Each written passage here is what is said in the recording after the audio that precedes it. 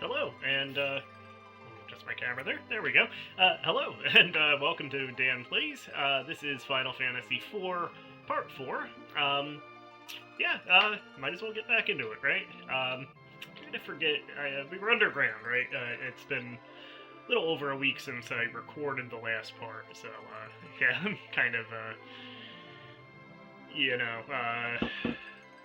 recalling where I left off. We were underground. We were about to go to the Tower of Babel, which, do we have to walk there from here? Oh no, we go through the tunnel in the castle, that's right. Sid took off with the Enterprise airship, and he'll be back. He won't join the party again, if I recall correctly, but he will appear in the story again. And we'll actually have another airship very soon. But yeah, we do have to hoof it to the Tower of Babel through a hidden passage in the dwarf castle. So we might as well get started there. Let me just make sure I'm fully equipped. I did pick up, just for fun, the dwarf axe. I don't know why. Oh, the cane is left-handed, that's right. Sometimes I have equipped that on Kane. I think I'll stick with the spear for now, maybe. We'll see. We'll see what kind of enemies we're facing along the way, I guess. We also most notably probably, just got Rydia back in the party. So, my Rydia is back. We have her equipped with wizard gear, and she still has her whip that she comes back with for now. So she has lost her white magic ability since she went missing as a child, and now she's back in adult form. The story is that she's been in the land of summoned monsters, and time moves faster there than in the above-ground world. So she is fully grown at this point. And she came back with a whip, some new summons, but she lost her white magic ability, which is fine because we have Rosa in the party, and this is pretty close to the final lineup. Yang, to me, unfortunately, will not be part of the final lineup, but all of the other characters we have now, Cecil, Kane, Rosa, and Rydia, will be in the final party for when we get to the end of the game. The darkness arrow's doing way up there in the inventory. The elixirs up. Forgot I had elixirs already, actually. I'll put those there. Yeah, I do admit that I'm doing I'm spending a lot of time in this playthrough just with inventory management, but that's kind of how it goes, just because of how clunky the inventory system in this really is. I did not mean to use that tent there. It's probably not worth resetting just to save a tent, I guess, because I do have a few others. We should actually be getting a few cabins very soon also.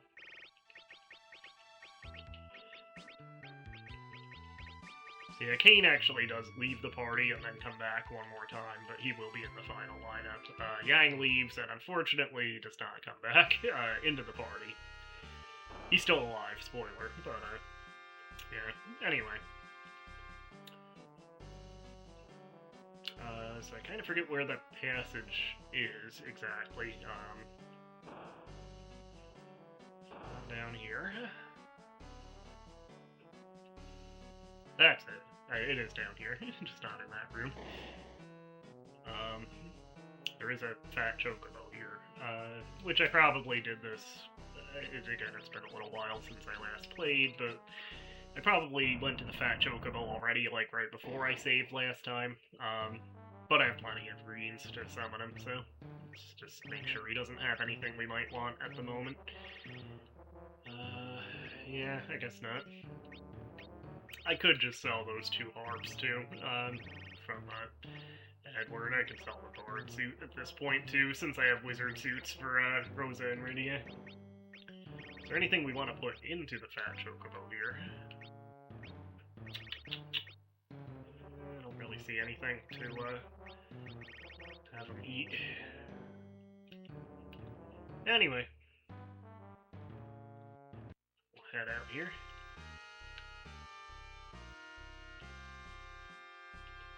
Watch out for the big cannons. Always good advice.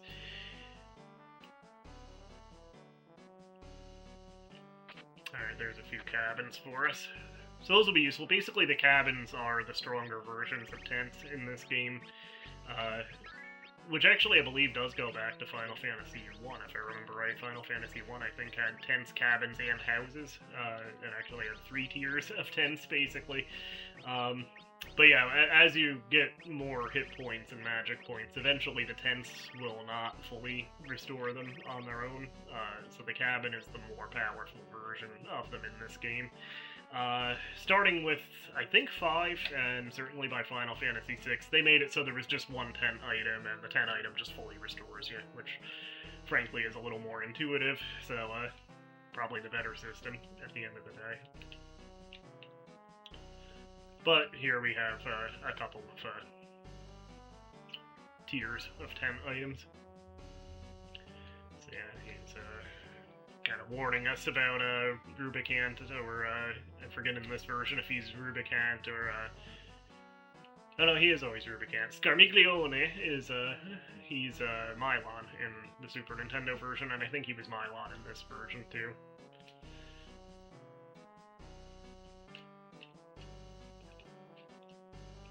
I don't think we needed to use that now, but why not? We're here.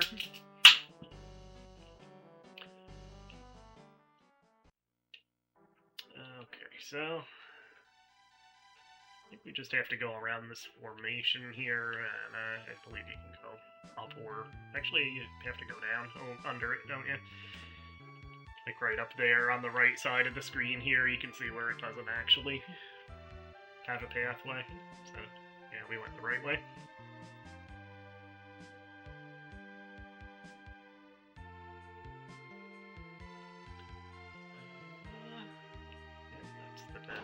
I was gonna say, I feel like we should have gotten a random battle by now on the overworld, but...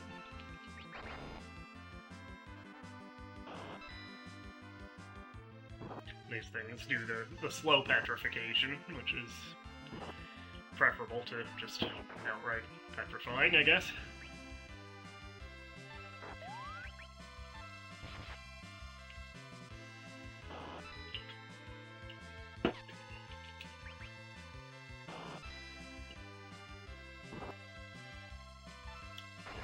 Not doing much damage at all with that whip.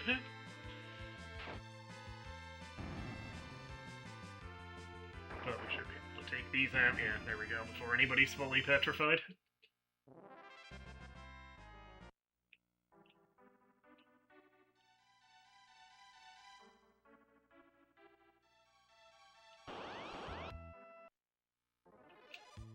For dark imps.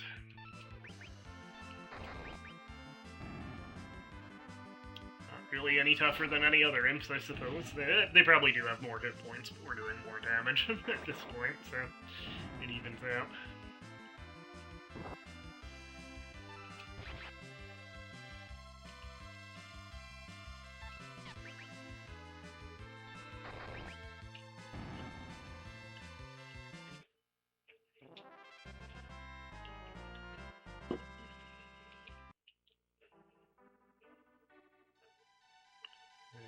Yeah, there we are. We're almost there.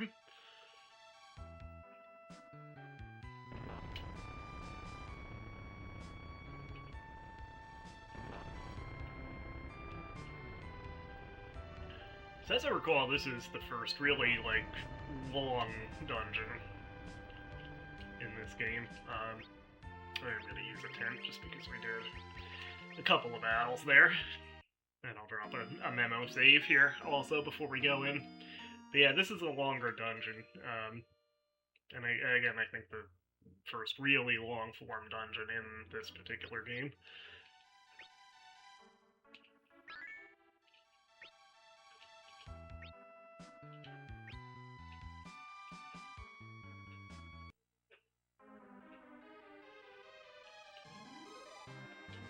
Alright, so...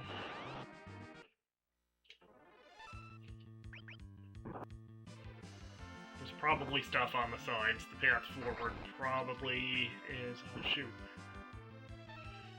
Yeah, we're gonna be fighting fire guys, which I thought we might be. And yeah, both Cecil and Kane have fire weapons at the moment equipped. So what I'll probably do is, yeah, thanks for that. 34 damage, Rosa. Once we're done with this battle, I'm probably gonna put the legends. I think we get another Dwarven Axe somewhere in the tower. I should have gotten the Ice Claws from the Black Chocobo, too. Do I want to backtrack all the way to the castle? Yeah, I should have gotten the Ice Claws for Yang, also.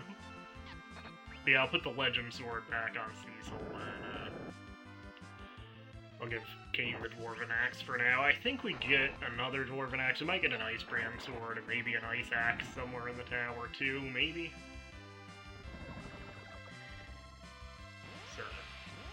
Blizzard or Diamond Dust in most Final Fantasy games, and certainly even versions of this game after this one. Other translations, it's Diamond Dust. Just Blizzard here for Shiva's attack. So yeah, we'll do that. We don't want that Fire Spear on Kane if we're going to be fighting fire enemies.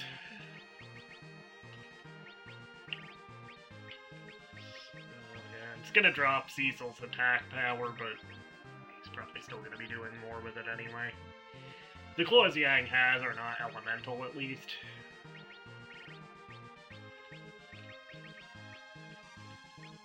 I'll go with that for now. I don't want to backtrack all the way to the Fat Chocobo, so whatever.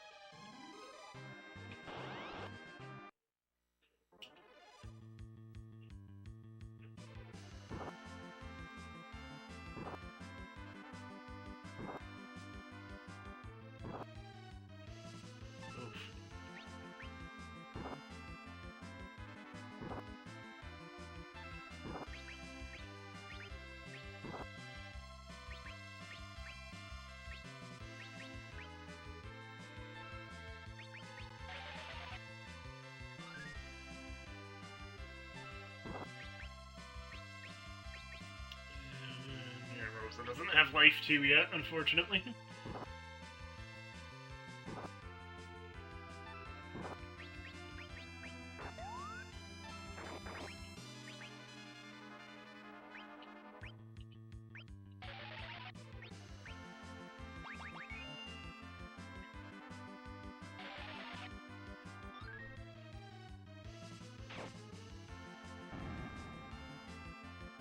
Pretty sure these things summon more puppets if you don't take the, if you take the puppets out first, I think it'll summon more. So you want to take out the puppeteer.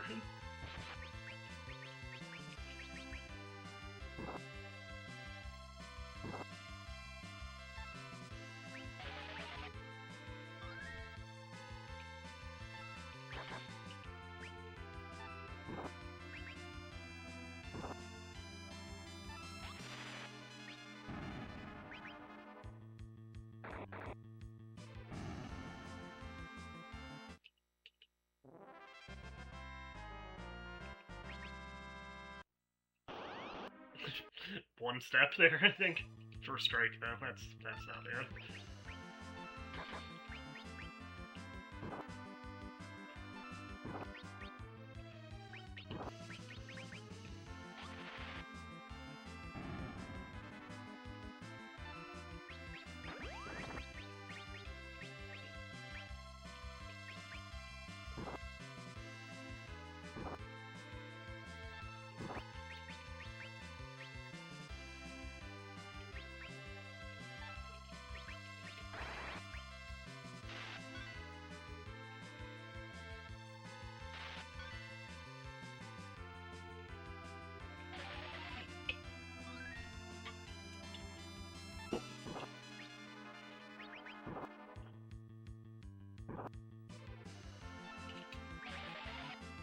It's almost worth,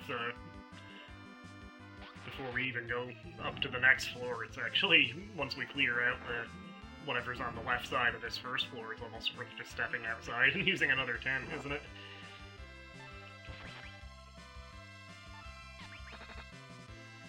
Nice shot, Rosa.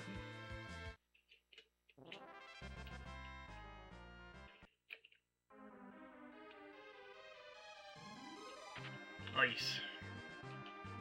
This version doesn't have the little when you pick up items, it doesn't have the little symbol for them, unfortunately.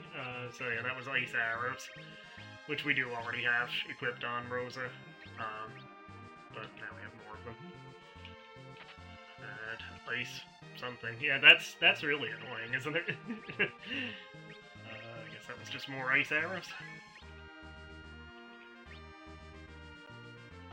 Almost wouldn't be a bad thing to have another bow to put on Cecil, would it? With the ice arrows.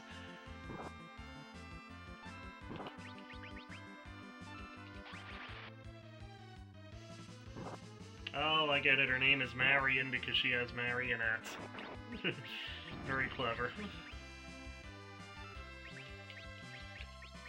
Cecil back here. Yeah, we'll just step out and use a tent before we go through the main door.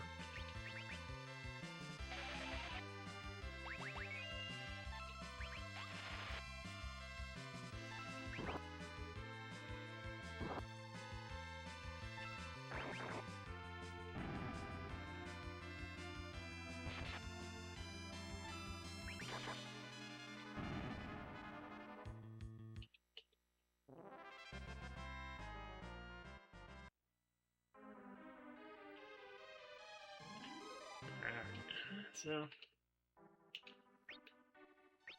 the guys on the tanks, the dwarves in the tanks are probably like, you know, what the hell is he doing coming out again? He's just gonna make us keep sitting here, isn't he? Might as well. Do the memo save thing again, too.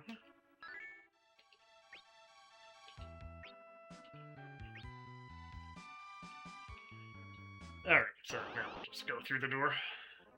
Or fight more flame dogs.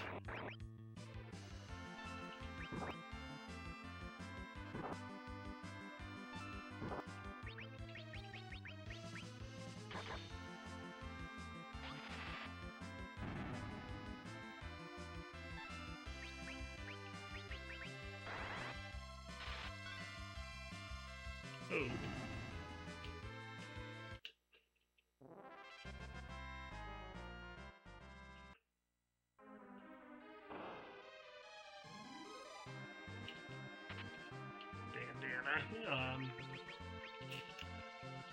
Probably better than the headband, right?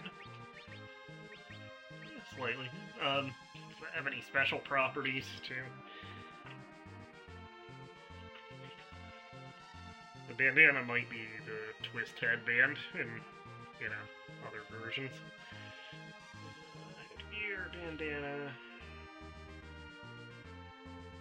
No special properties. Actually, the headband prevents confuse. That might be the twist headband, actually. Almost seems worth, even though the defense is a little lower, it almost seems like the trade-off of having Kane or having Yang rather immune to confuse is worth sacrificing the attack power, or the defense power rather. Monsters!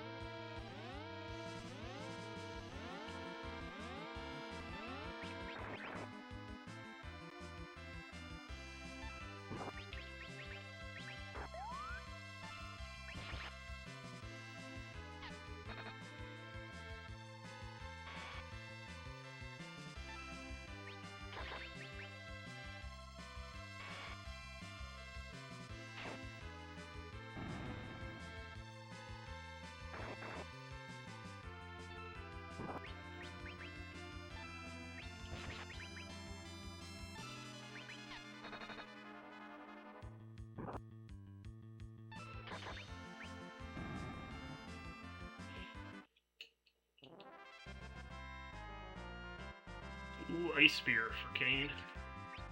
Take that. So, yeah, actually we can put the Dwarf Axe on Cecil again. Or not again, but we can put that on him. And that'll actually be better in the tower. At least until we find an Ice Brand, that'll be better in the tower than either the Legend or the Flame Sword. Case in point. These guys are all going to be weak to ice.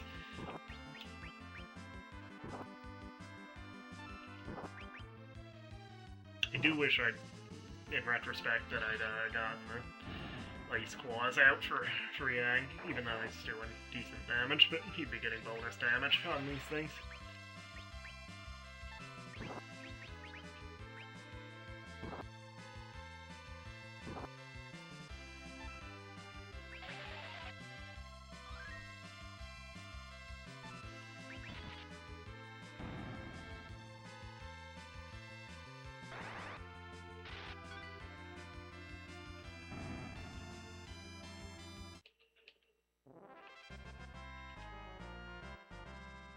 Bio on Rydia. We'll actually have Cecil do the outside of battle healing here.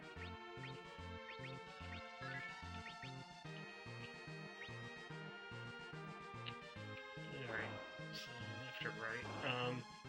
Well, there's a chest right next to the door either way, but...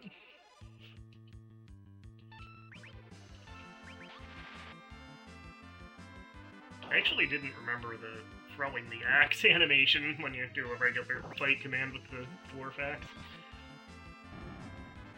Maybe that wasn't in the Pixel Remaster, maybe they just swung it, I don't know. The Pixel Remaster was the last version of the game that I've played through.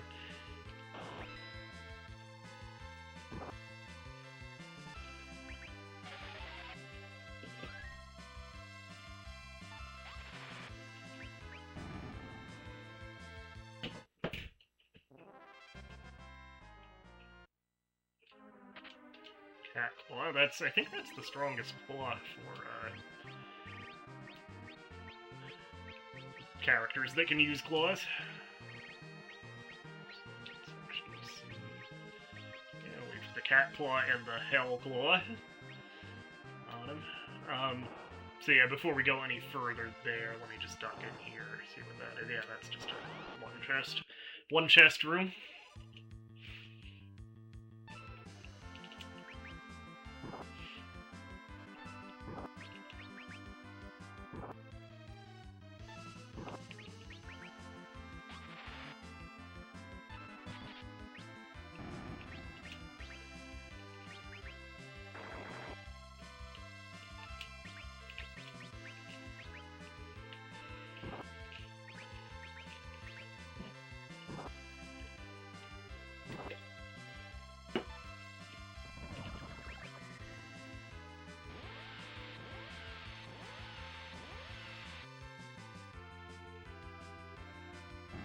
That'll do it.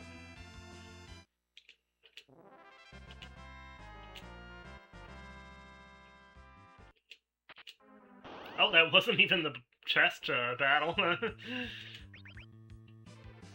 I should have healed.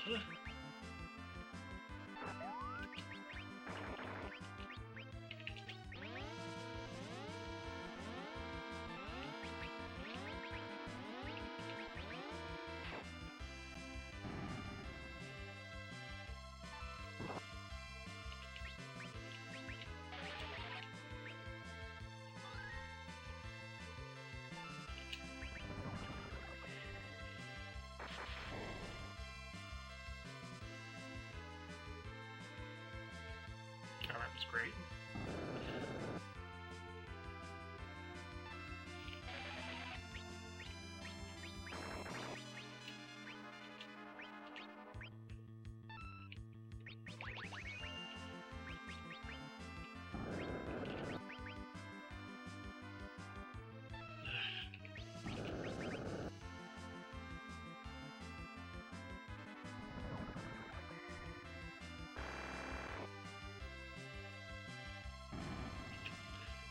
Could have gone better.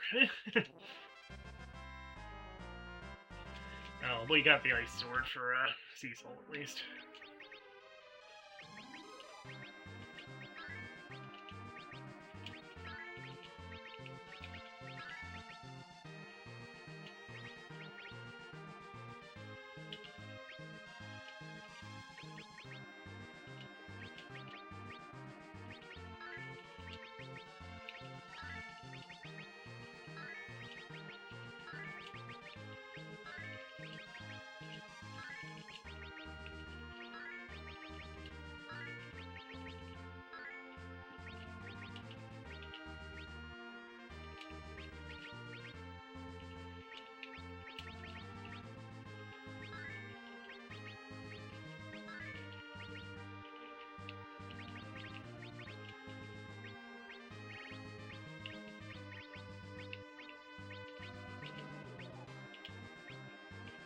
Alright, that'll be a good boost for us.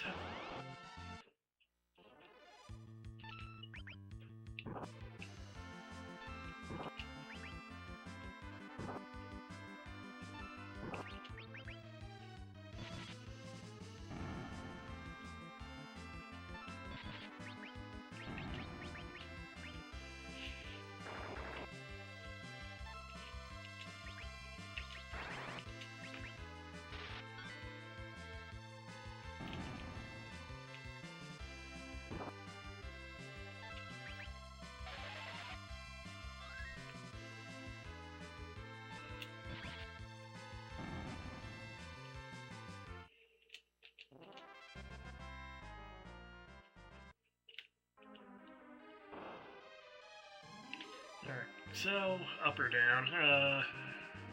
Chest over here. My potion. Better than no potion.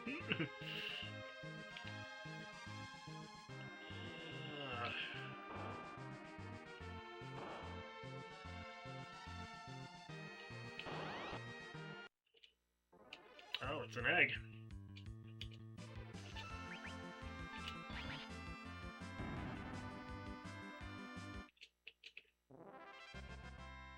I think there's a few different enemies that those can potentially hatch into, if I remember right.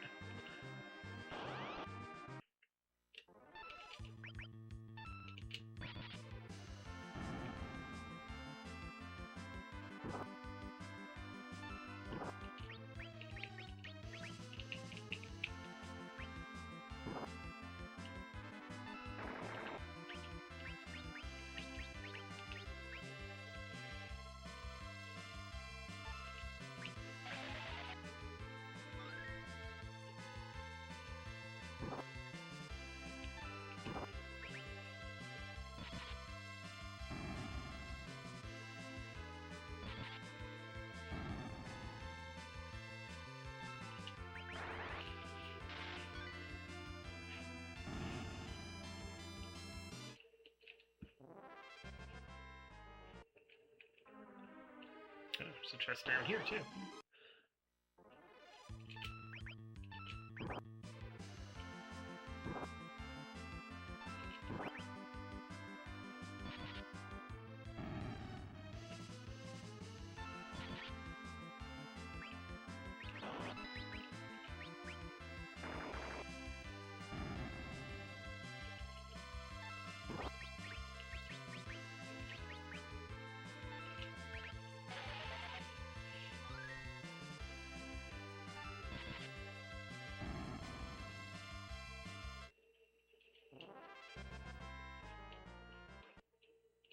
Oh, come on.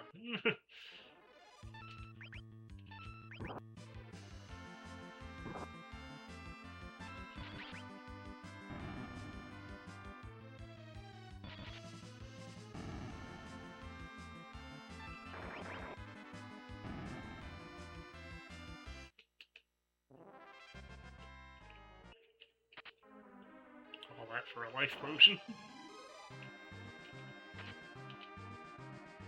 Archer, I assume, is a bow. But, yeah.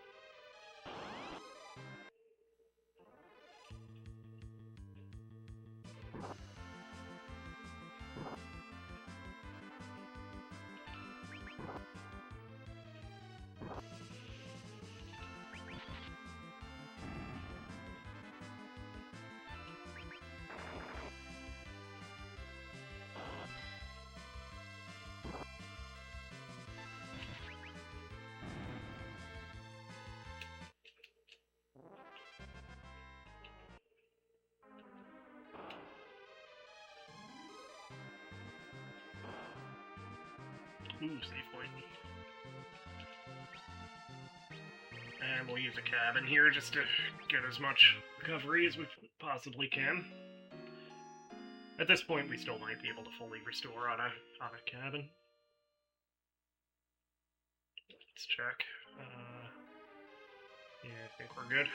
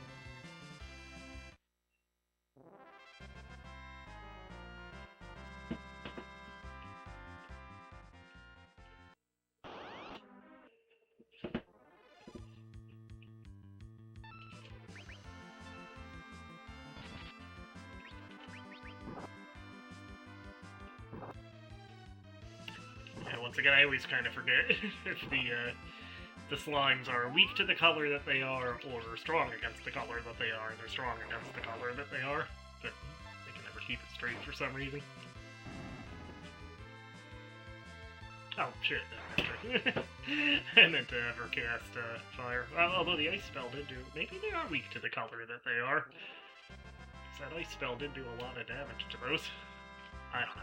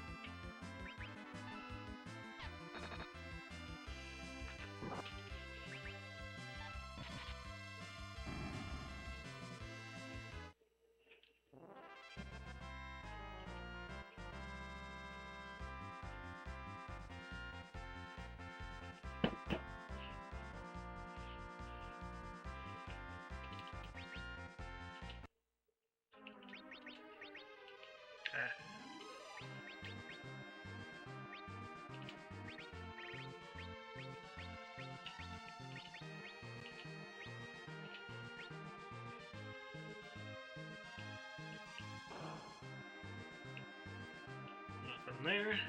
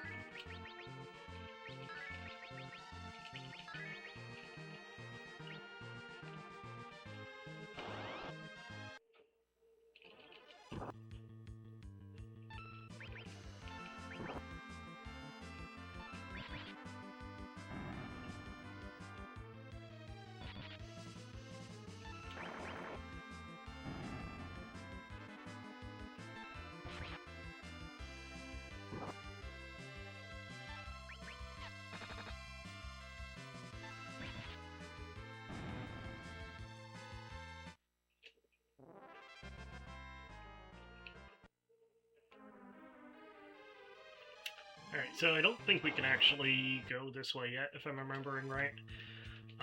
This is the door we eventually do have to go through, but that's like on the way out of the tower. I think.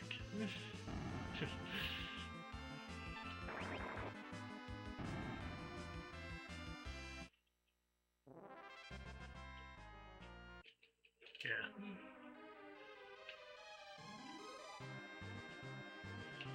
There.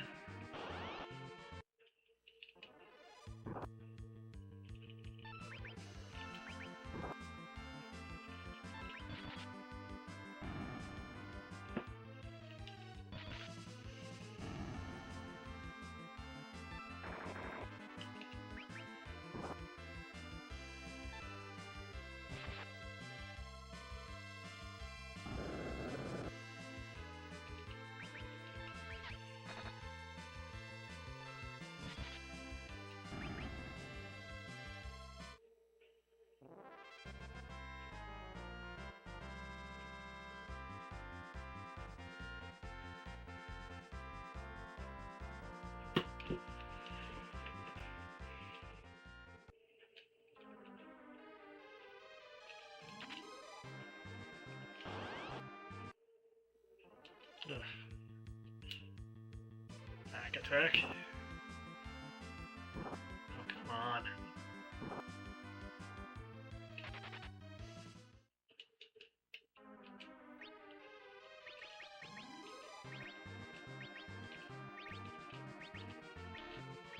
What the hell? Come on. There we go.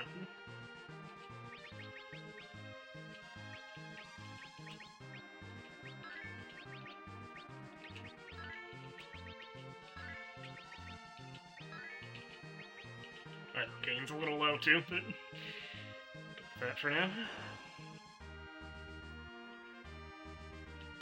Okay. I don't know where you can go there. Ooh, save point. Always welcome. I do feel like this version is harder. Well, I mean, I can't even say I feel like it's definitely harder than the Super Nintendo version. Yeah, I'm feeling like I wasn't quite as, I feel like I had less trouble with this part of the game, even on the Pixel Remaster, let alone the Super Nintendo. I haven't played this particular version, even though I think this is one of my favorite versions of this game. I haven't actually played this version in a good number of years, so yeah. Anyway. Either two.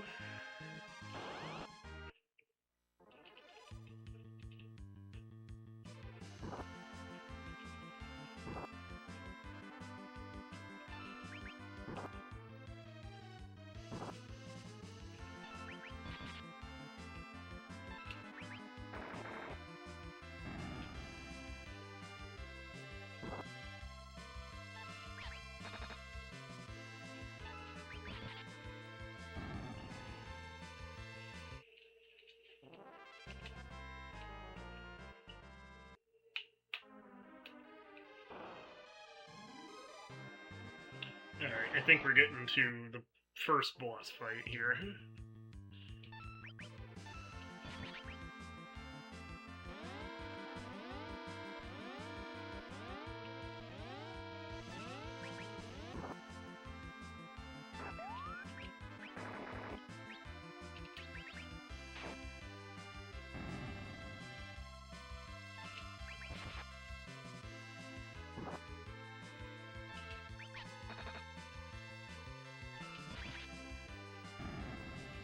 That was a big hit from Cecil on that guy.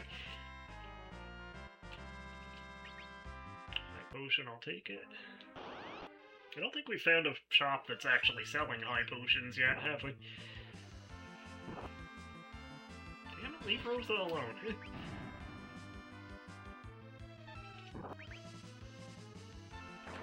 Leave Kane alone.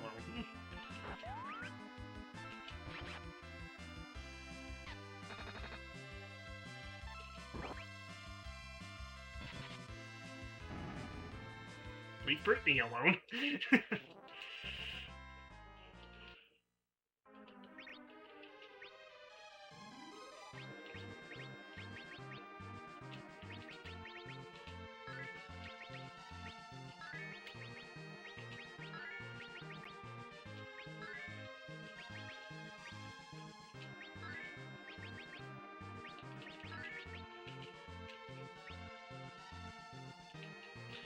Here we go. Save Tripmaster Rubicant. So yeah, in this version it's still Rubicant instead of Rubicante. Eblon has been decimated along with its ninjas. That's obviously a clue to where to go next. I do feel like we're making good time getting through this game. I mean, we're only on part 4 and we're already almost up to Eblon, which... again, there is still a part where Kane leaves and comes back, but we're getting close to getting the final party lineup, at least.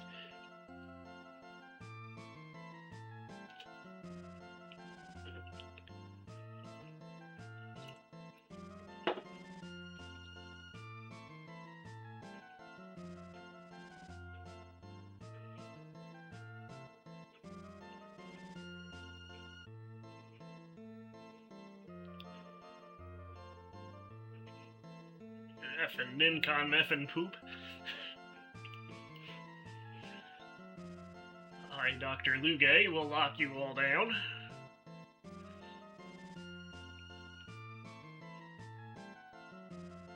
His name is Loogie.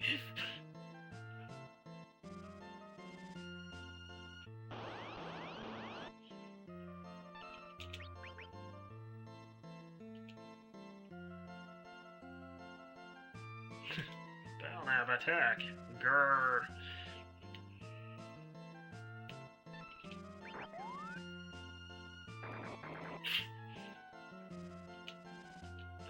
This kind of starts out as like a little comedy battle, but it does turn into a legitimate boss fight.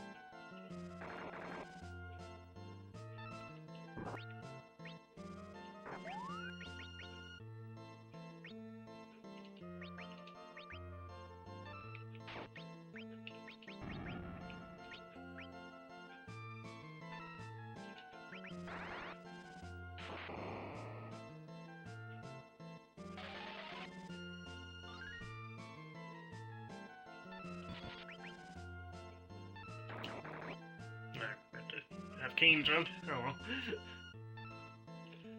My baby! Dang. That doesn't seem like I get my baby, but dang seems a little, low-key a response. So yeah, then he starts piloting in the body of Belknap, almost like, Krang in his, robot body. Except he's not in his stomach. What's this button? What do you mean, what's this button? You built the goddamn thing. Oh.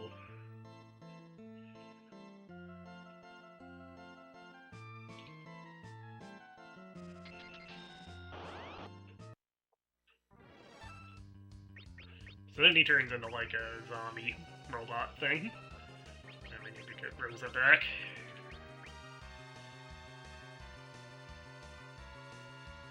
There's actually very cool, if you look at, like, the concept art, or if you get the book The Sky, the Yoshitaka Amano book, The Sky, which is, like, all of his concept art from Final Fantasy 1 through 10, there's a very cool concept art for what became the transformed Dr. Lugay sprite. I mean, there's tons of cool artwork in that. I say that book, it's actually It's like a 3-book box set.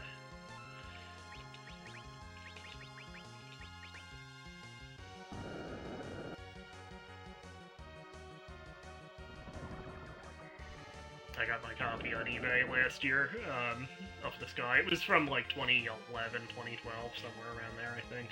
But, yeah, I got my copy, and I got it for like half the price it normally goes to. Because, like, the slipcover, it has like a, not even really a slipcover, it really is like literally a box that the 3 volumes go in. But there's like one corner if it's kind of dinged, so I ended up getting it for like $75, and that set usually goes for like 150 plus, so I was pretty happy with that.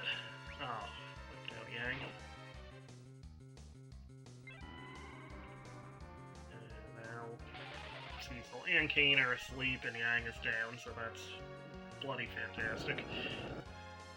At least that emission doesn't do much.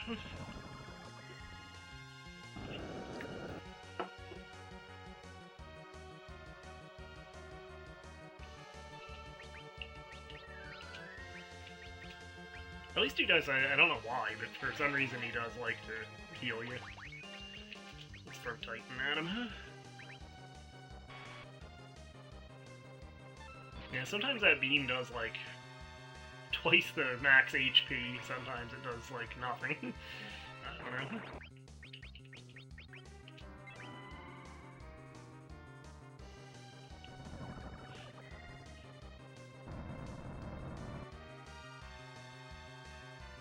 That's some good damage.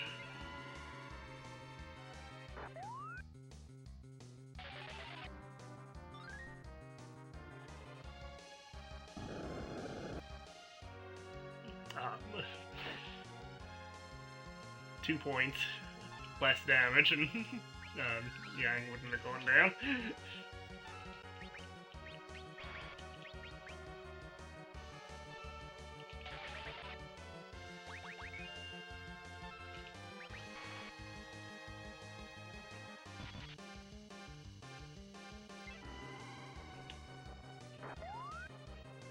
Keeping Kane in the air for this battle, so good idea, because it avoids the sleep spell, especially. Nah, that did it.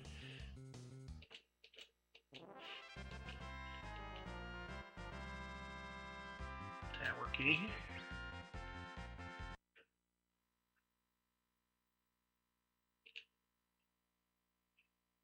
My super cannons.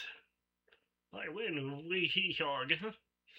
He almost does, like, the Kafka laugh there, and then, like, keels over in the middle of it, I guess.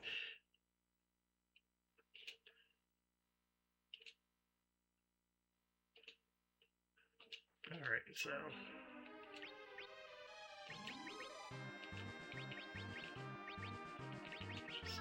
we should be able to hit that save point on the way here, but,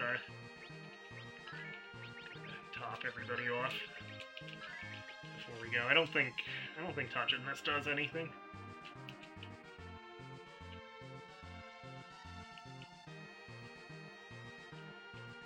So yeah, we have to go back to that locked door, obviously.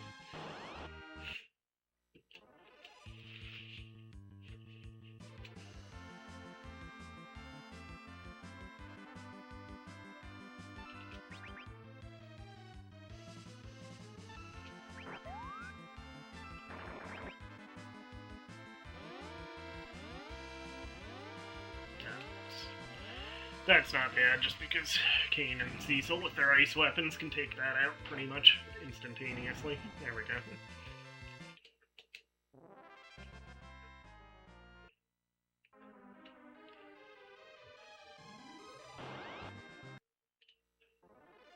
I don't think we've seen that Medusa on the way up.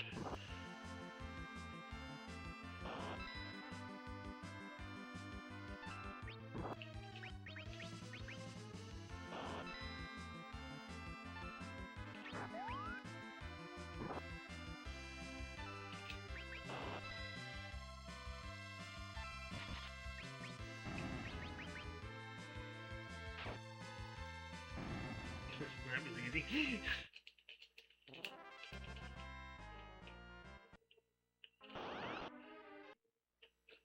I'm not even not gonna bother fighting it in the back attack.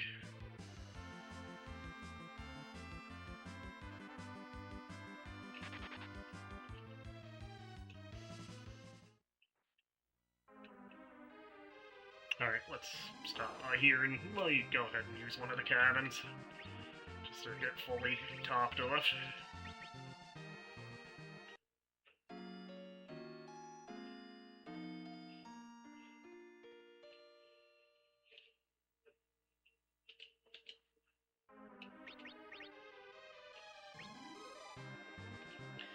Very soon we're going to want to unequip Yang. Because unfortunately he will be leaving the party. And I know, yeah, Yang doesn't come back when he leaves at this point, which is very unfortunate, I think. Because I'd rather have him than the guy that takes this place.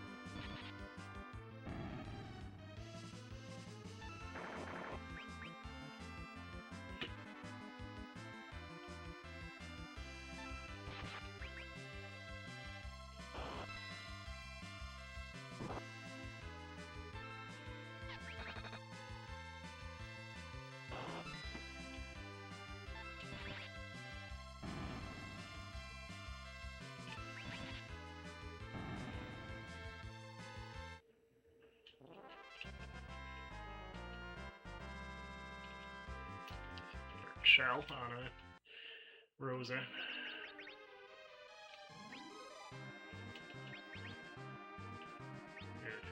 Bio's still the last new spell Rydia learned. Alright, so we'll get to this bridge here and then we'll take Yang's stuff off. Because we will want to have, he won't be coming back and we'll want to have the claws in particular that he has. Shoot, I'm out of inventory space. Have to drop some stuff. We'll drop that ruby ring. Get rid of. We can get more of those. 2 flame swords.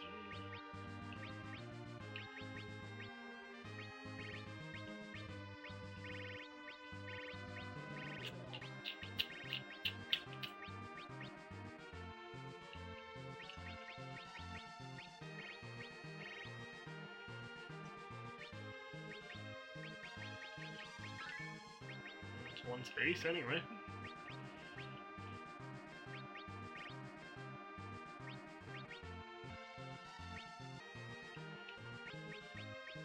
Ditch the fire, or the poison arrows rather. I think we can buy more of those.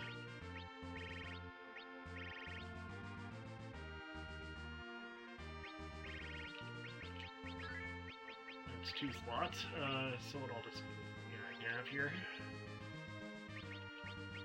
We definitely want the claws at the very least, and the black belt, and, you know, if possible, the other stuff too.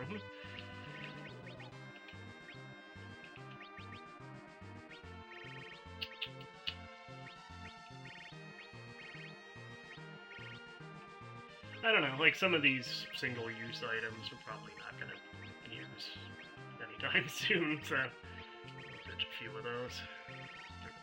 Get rid of the coffin.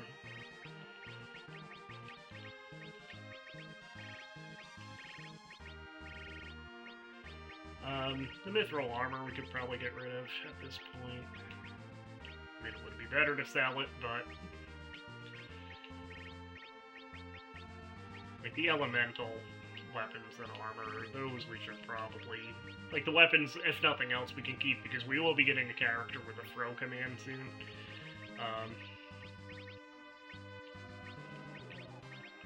So we can keep extra weapons to throw, if nothing else.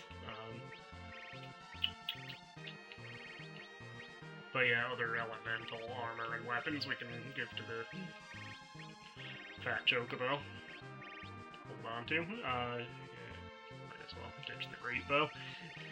Alright, so let's get the last two things on Yang off of him.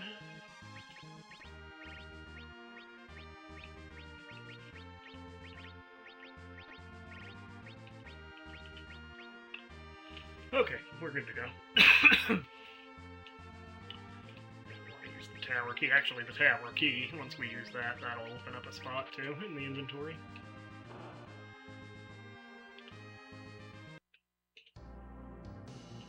You cowards.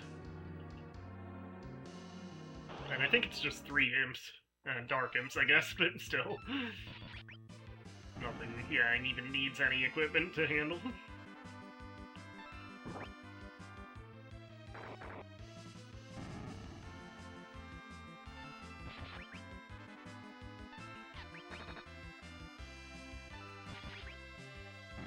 $666 damage.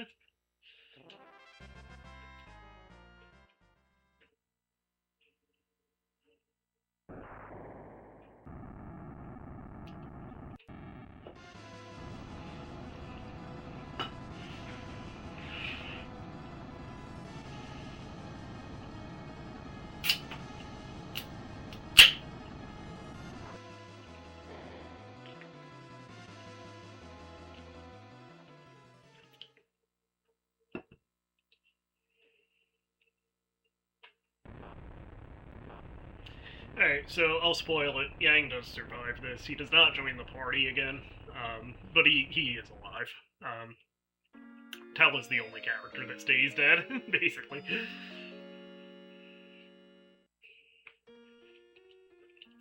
They do a lot of teases for other characters that can die, but that look like they die, but yeah, let us exit out.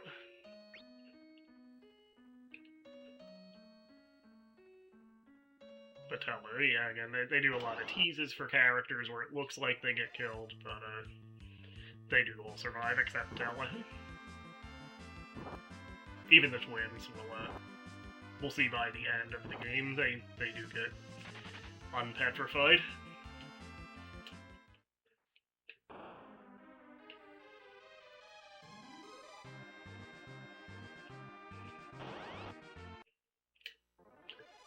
Ooh-wee-oo, killer tofu.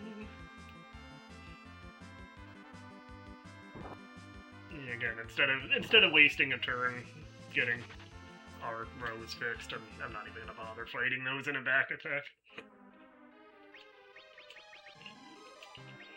Of course, for the way out, now, of course, we have the disadvantage that we are down a character, too.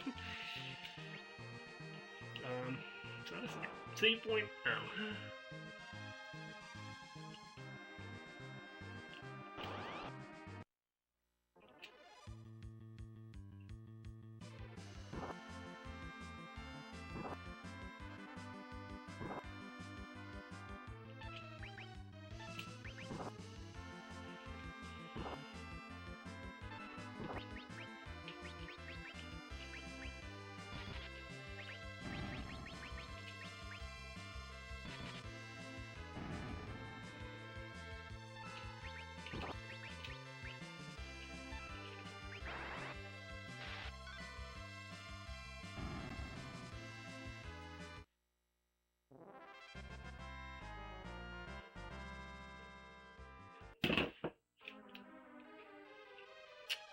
Which way is it? Okay, was that other one a save point? Yes, it was. We'll just use a tent here.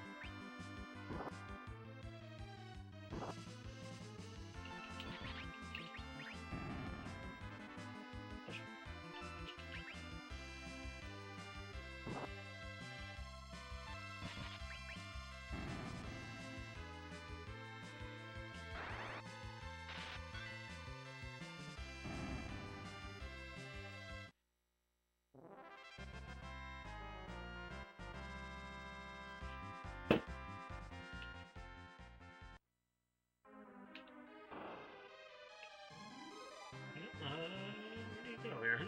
I forgot which way I'm supposed to go. Maybe it was this door. No. So this is where I wish I had the, you know, what is it, click L3 or something, or click the left stick and on the Pixel Remaster on Switch, where you could, like, turn off random encounters. And they're all back attacks. Why are they all back attacks?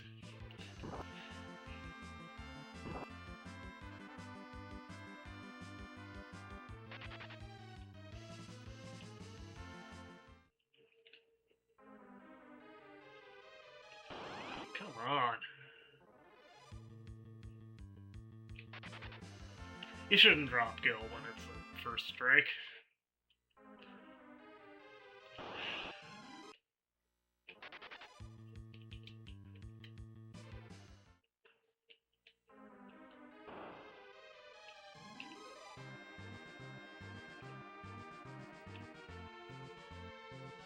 Oh, okay. I see.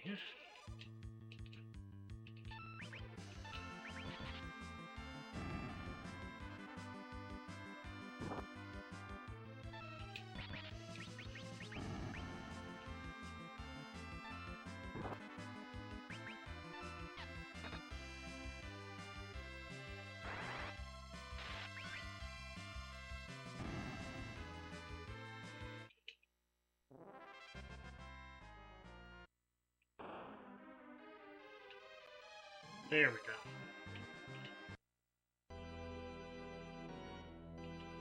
Oh, yeah, we have to fight Rubicon. Oh, wait, I forgot. We have to do it with the character down.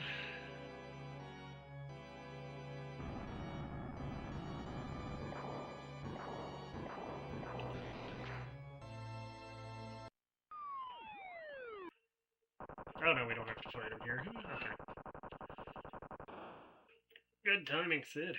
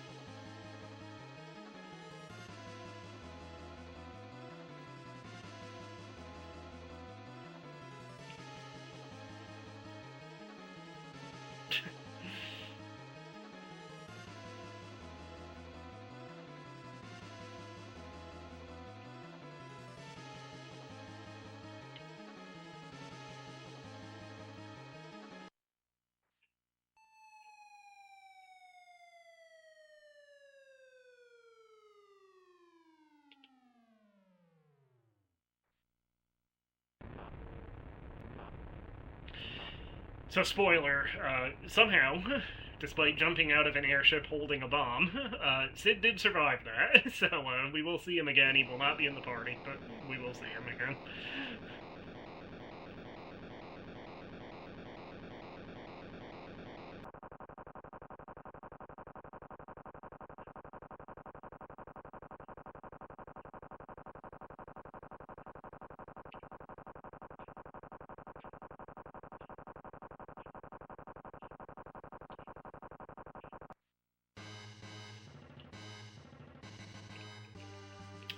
Alright, so first things first, let's find a chocobo forest. Then we could actually maybe go to Edlon early? I don't know if we want to bother doing that. We could have actually, now that I think about it, we could have gone to Edlon, the castle at least, to get some items when we first got the airship.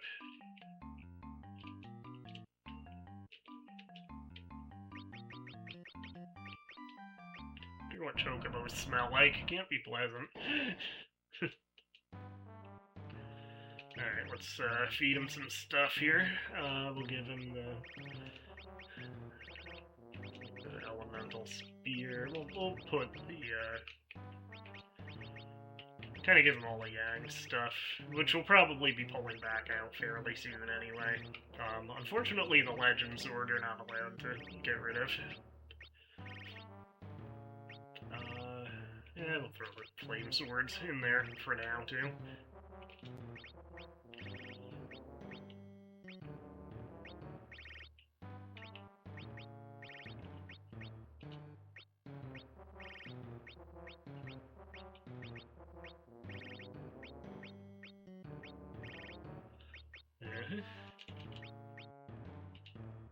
That'll free some space up, at least. But yeah, we probably will actually be,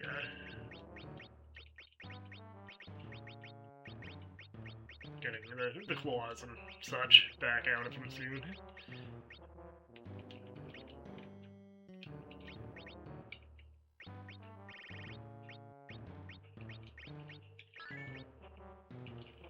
Yeah, let's actually go to the Eblon Castle.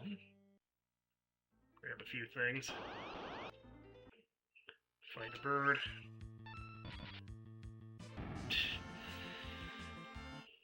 That was almost worthwhile.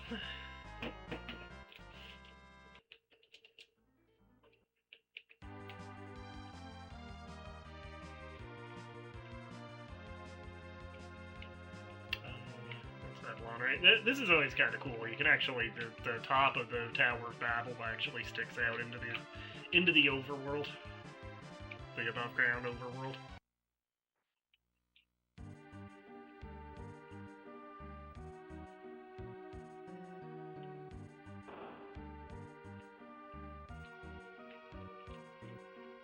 So, how do we get those? I need to jump down from above. Maybe.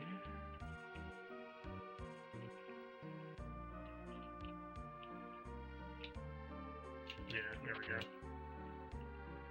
Kamikaze, what the hell is that?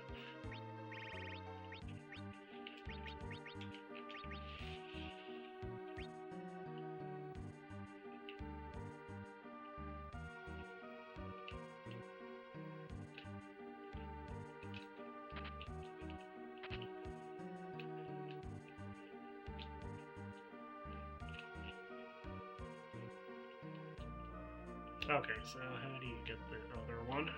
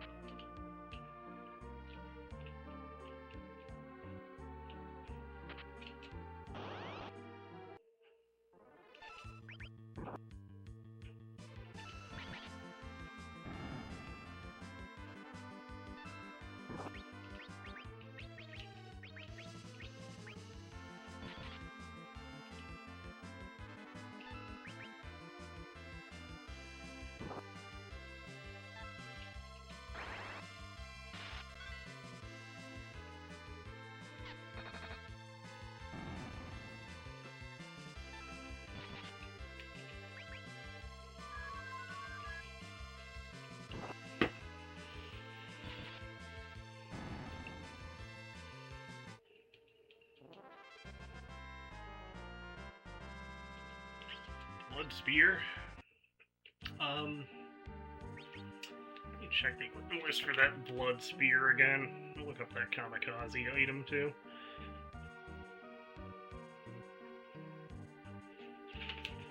So Kamikaze basically is like the self-destruct bore for Strigo in Final Fantasy VI. It's just a one-time use. The Blood Spear is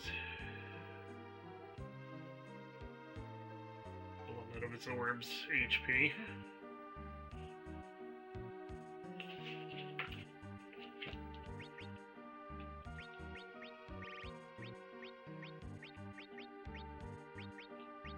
I feel like it has a drawback, though. I know one is that if you attack an undead enemy with it,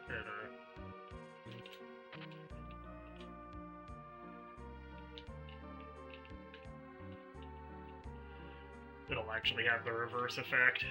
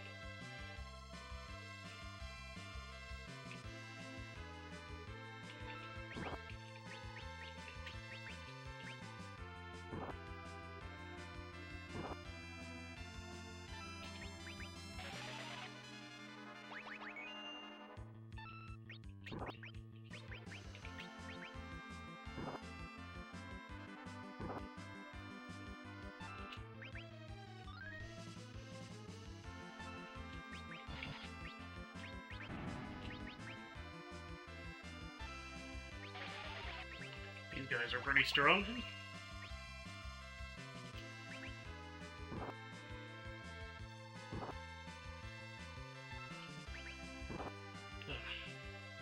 Oh, come on.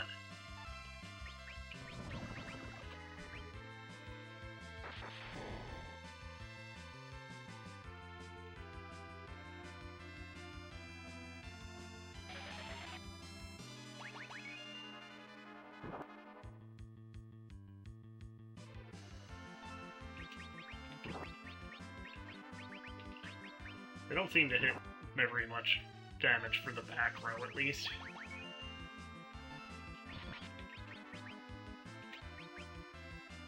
Ugh.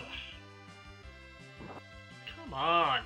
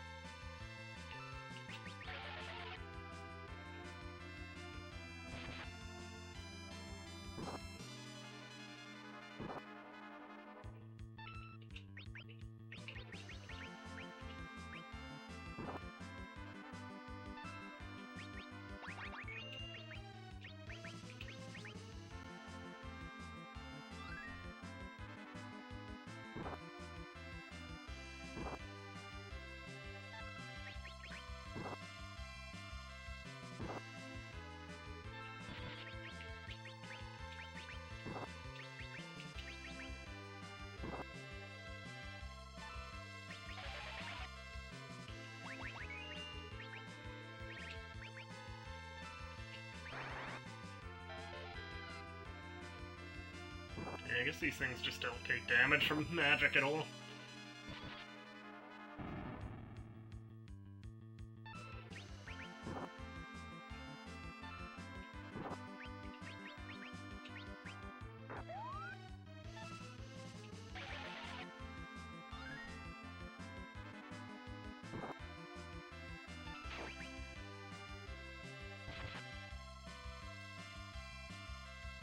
Oh, paralyzed, that's helpful.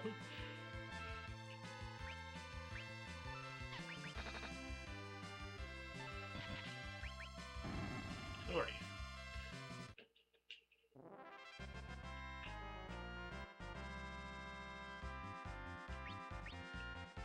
what that does. That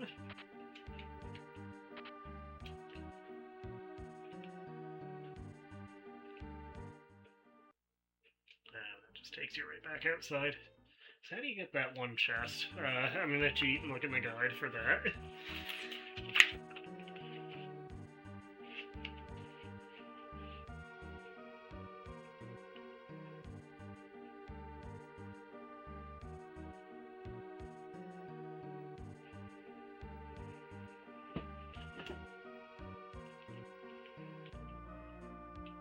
Actually, let's... So I think that's the sleep sword, actually, which is a good sword, I believe. What tent is activating? Look up the ag apple.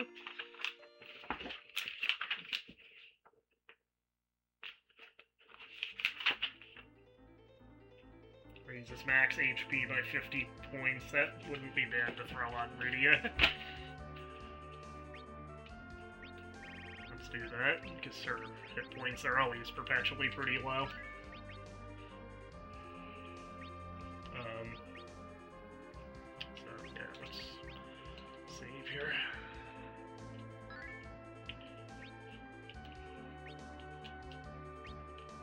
See, I think that's the sleep sword in that last chest, but you have to fight for it, so... Hopefully it's not quite as much of a pain as the mad ogres, at least.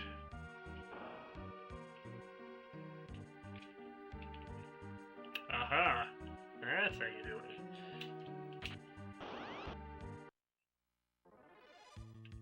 Stale Man. That sounds like the worst superhero, Stale Man. He makes your bread stale.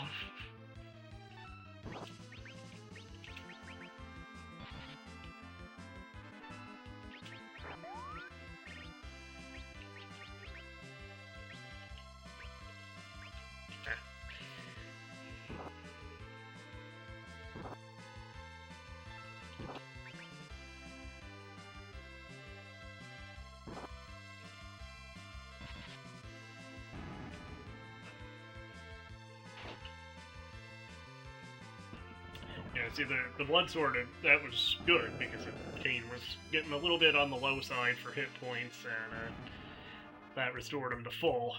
But if he had attacked one of the skeletons with it, it would have actually taken away Kane's hit points and healed the skeletons, so you do have to be careful with the blood spear. Yeah, there's the sleep sword, which I think is actually one of the better swords for Cecil, at least for a while, I think. Well, maybe not. I guess we should have gotten it earlier. Oh well, we'll feed it to the fat chocobo at least.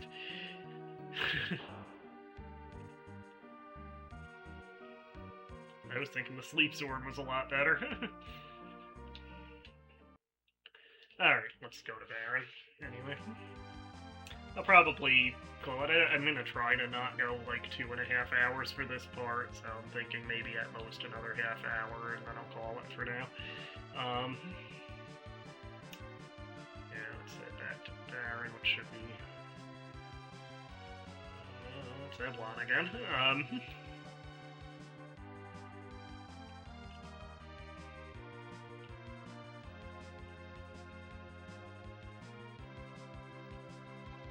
There's, Kaipo. There's Baron, okay. We'll go into town first. Just check out the, item shops here. I don't think they get anything better.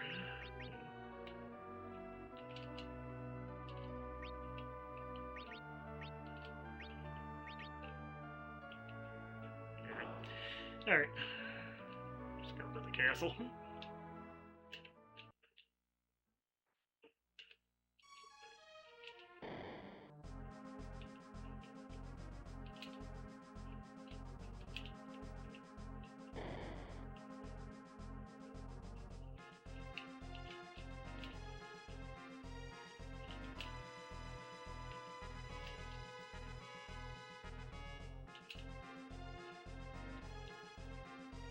So that's actually a clue. We're probably not strong enough to do it yet, but in the basement you can fight the King's Ghost, who turns into Odin, and when you beat him, he lets Rydia then summon him. So we're probably not quite ready for that yet, but keep that in mind. Actually, we could give it a try.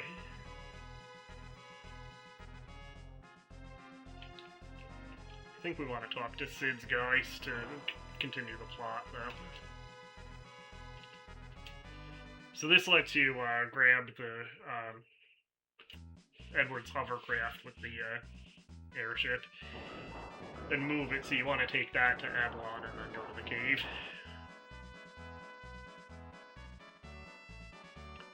But we'll save outside. We'll give the Odin fight a try anyway. We may not be strong enough yet, but...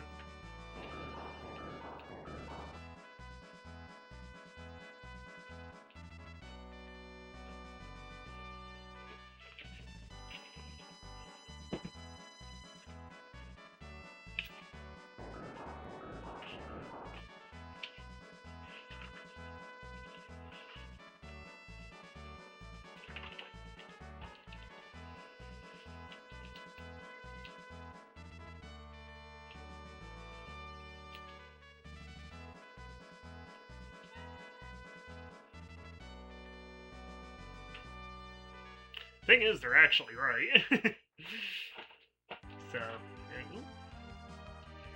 So now I have to remember where I actually left the hovercraft. It's the town of Mist. Actually, let's stop off there. There might be probably nothing major, but there, I think, are a couple hidden items. I forgot there's still people here.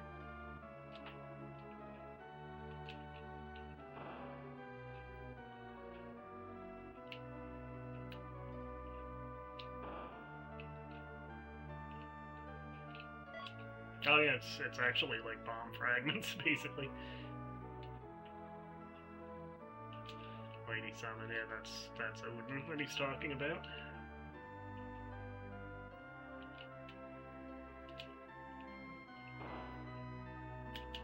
I also forgot there's an item shop here. Actually, the Dancing Dagger, we'll want to grab one of those, I think. Actually, let's give that to Rydia. I believe she can use it.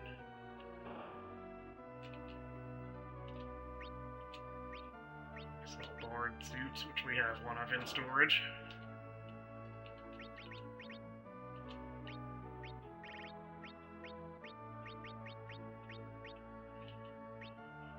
Yeah, so I think the Dancing Dagger, I think it's like random damage, but potentially can be strong. Let me see what the book says about it.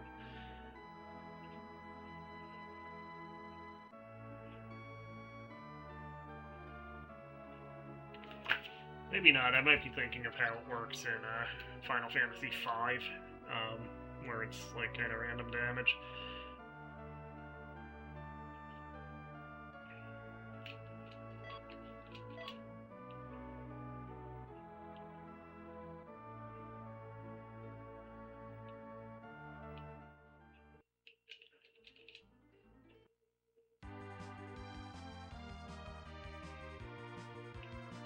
Yeah, let's stop back at Baron, and we'll give the Odin fight a try. I'll save outside, so, you know, no harm, no foul if we can't quite deal with it yet. I mean, it might even be worth, if we can't get it with these 4 characters, we can try coming back when we do get back up to 5, which will be soon.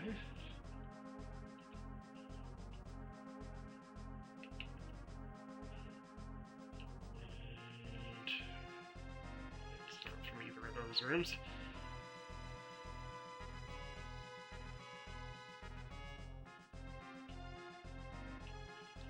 I think it's from down here either. We were just down here.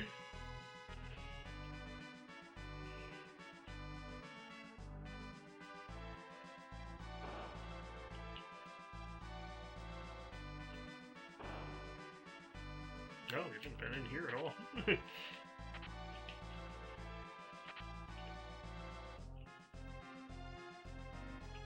I know I missed a chest there.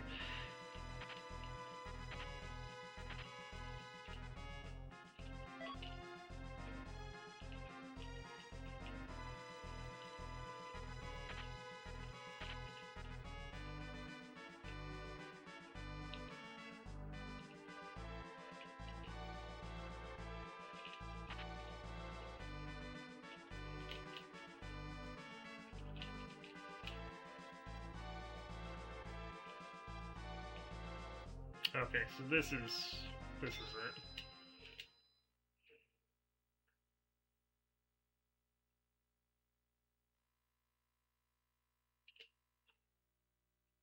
Oh, you can't actually get him yet, apparently. Okay, no, that settles that. Let's go get the hovercraft.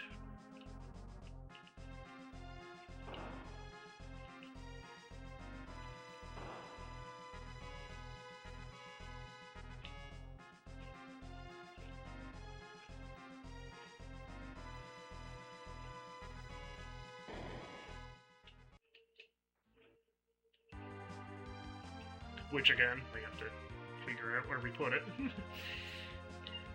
Kaipo, there's Damcien, there it is. Whatever mountain that is, Mount Hobbs, I guess. Alright. So we want to take this to Avalon. Hi, Tabby.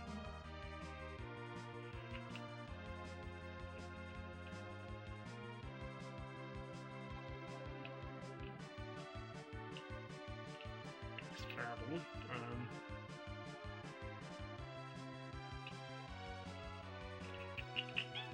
It's Troya. It's Baron again.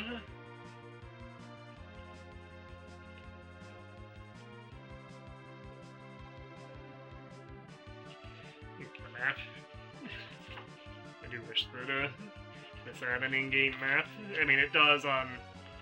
Did the Game Boy Advance version have an in-game map? Definitely the Pixel Remaster does.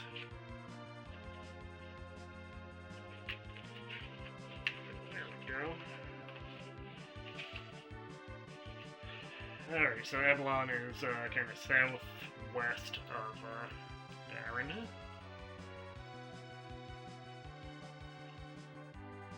Or south of Troya.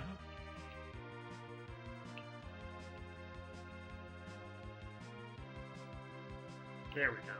Okay. So basically, the whole idea is that you want to go, you want to take the hovercraft over to this cave here. So we'll drop the hovercraft there. We'll park the airship next to the castle.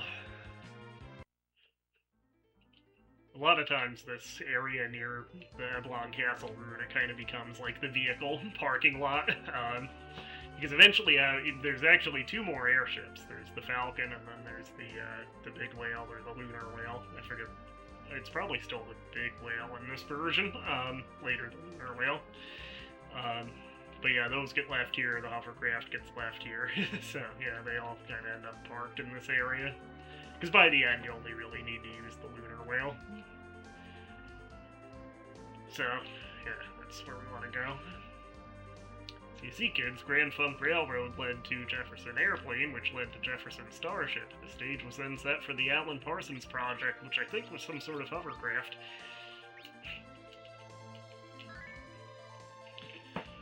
Okay, so we're gonna go into the cave. And I think in the cave, I believe we get our next character. And I think this cave has a lot of hidden passages also.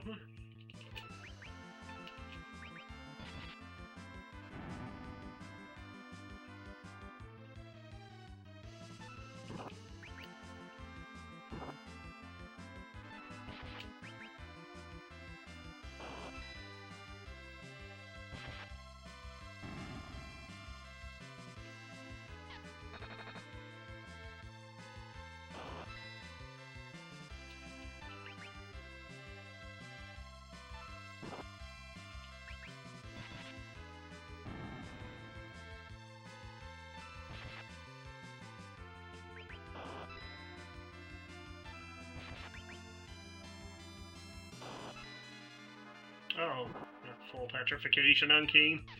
Damn.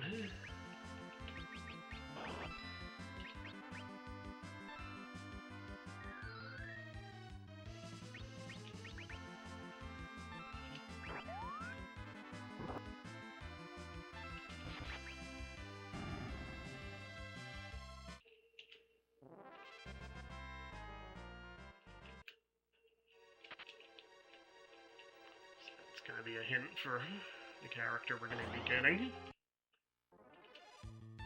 Alright, so based on the enemies we're fighting, it's going to be worth just going back to the Ice Spear on Kane.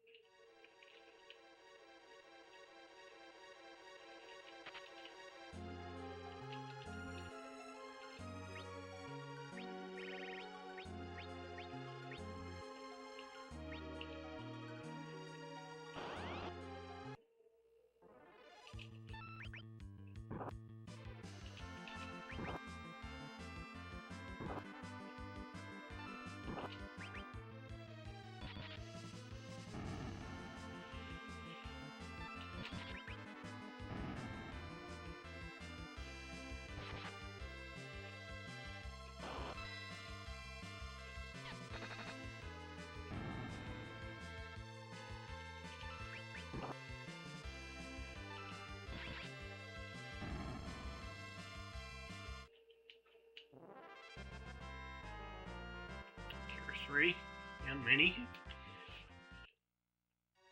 That's not bad.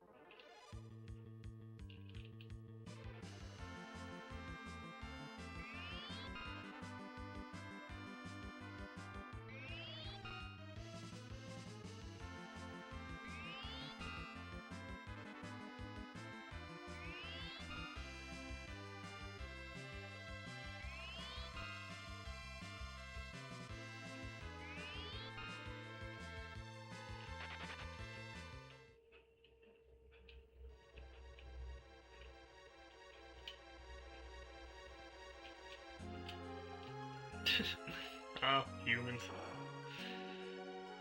Seemed kinda disappointed, didn't he?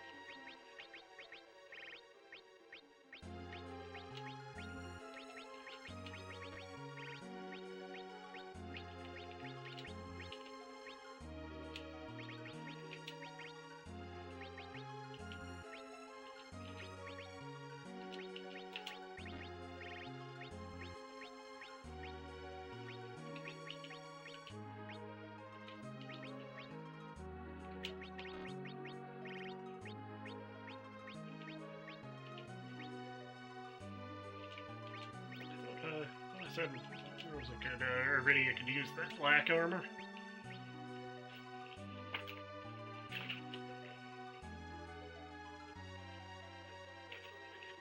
That's the Chrono Trigger side of the book.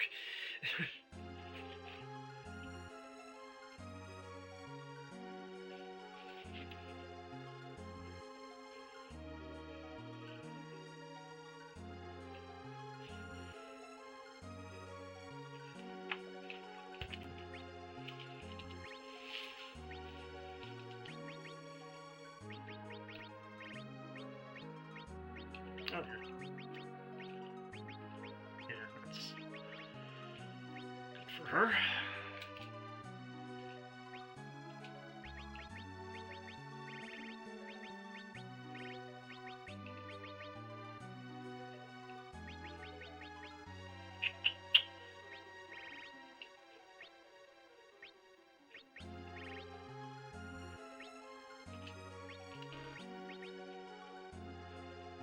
Kunai will probably want to come back for him.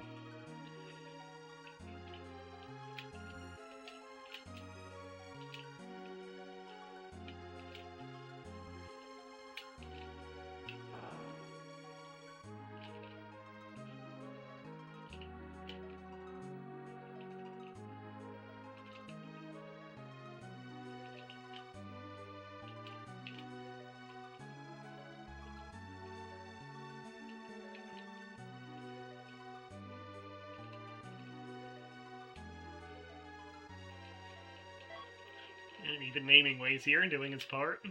Probably going bed to bed asking, hey, you want to change your name? Want to change your name? Yes, very helpful naming way. Alright, so...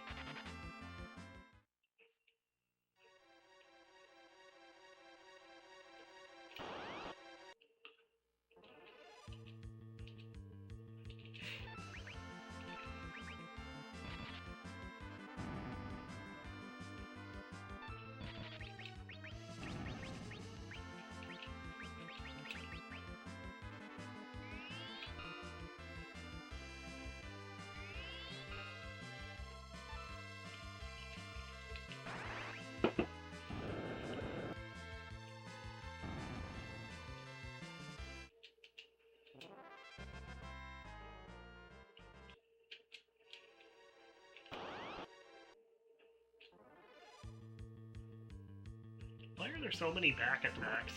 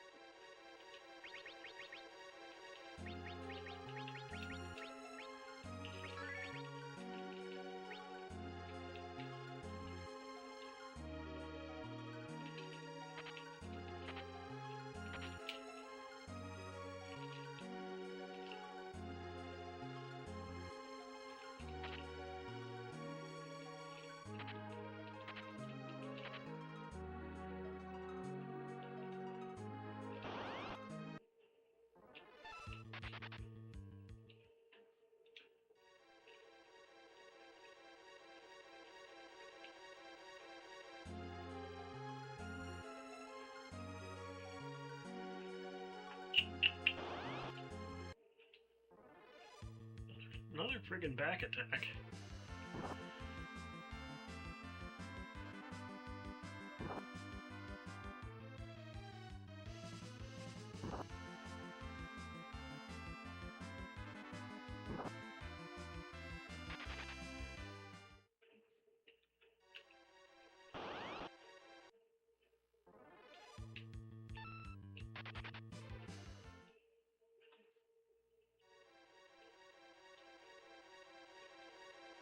Oh, there we go.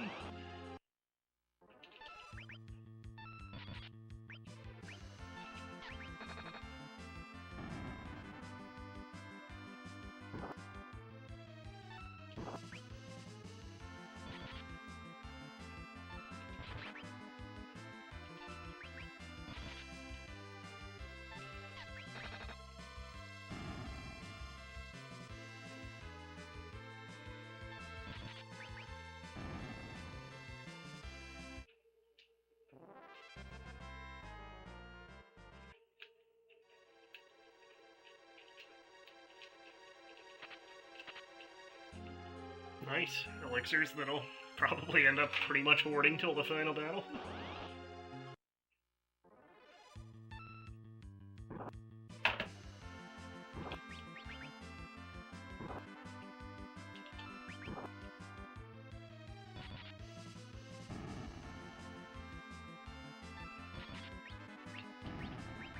I replaced, behind me here, I replaced the Christmas lights that I used to have around this window with an LED strip underneath it, which I actually would like to look for a better LED strip, but this one, it works for now.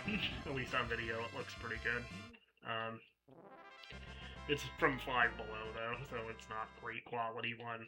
The big issue is part of it actually got ripped, so I kind of had to tape it together so the blue LEDs would work. But yeah, I'll find something better. But for now, this works as a stand-in. I had it blue, but I just switched it to change colors. It'll actually look better, you know, when I'm filming at night, I'm sure, but, you know, something different anyway. But yeah, I will look for a better LED strip or bar or something to put there instead of this one. Something that can still do the same colors, but it's just better quality than one I got for $5 at 5 below, so...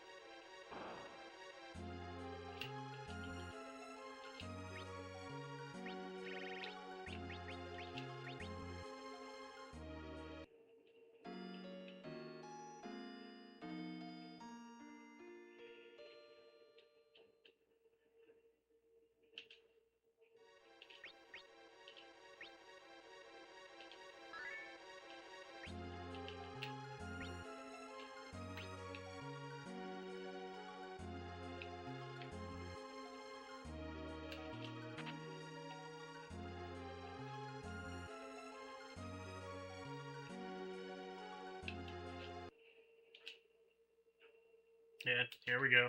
Edge.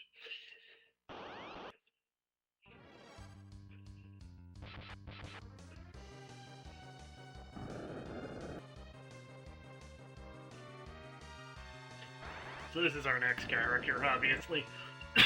This guy is not my kind of guy. Because he's played up as kind of like the like kind of cocky wannabe ladies man, which has got to be one of my least favorite like character archetypes when it's a character that we're supposed to like and root for.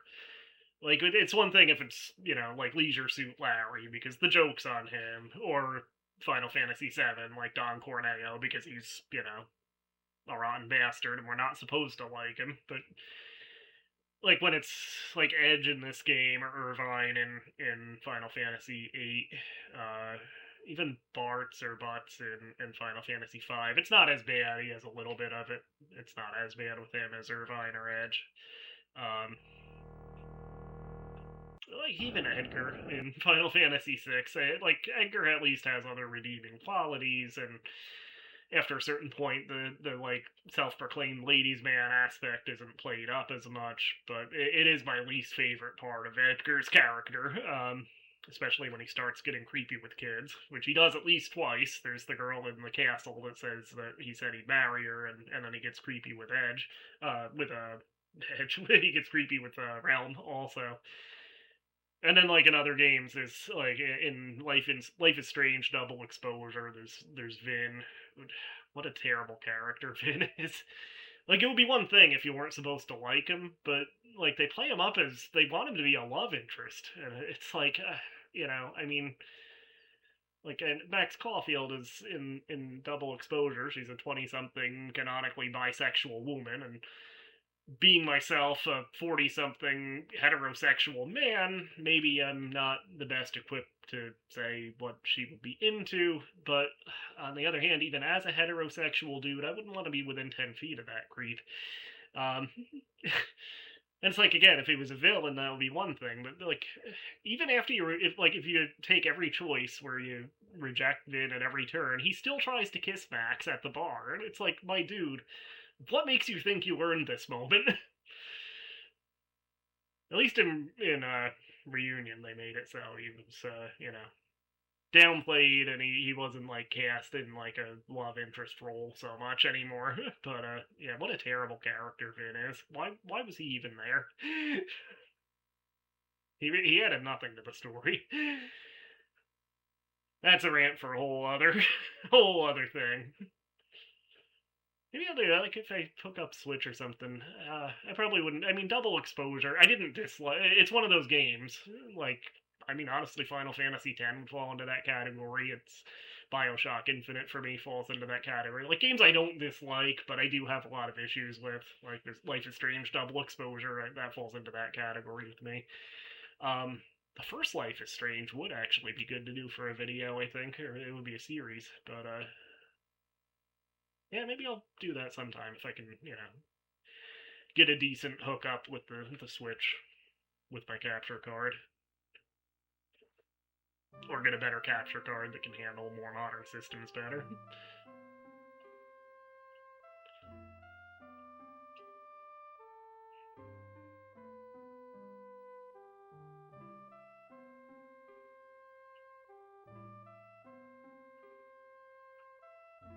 Yeah, see, this guy.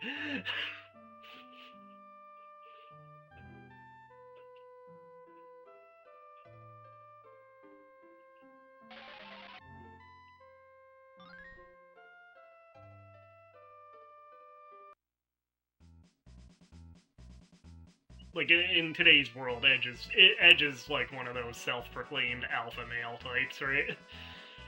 Which anybody who's ever said that they're an alpha male definitely is not one. So yeah, there he is. Edge joined the party. And we'll have him till the end of the game. I wish we had Yang instead. But we have Edge.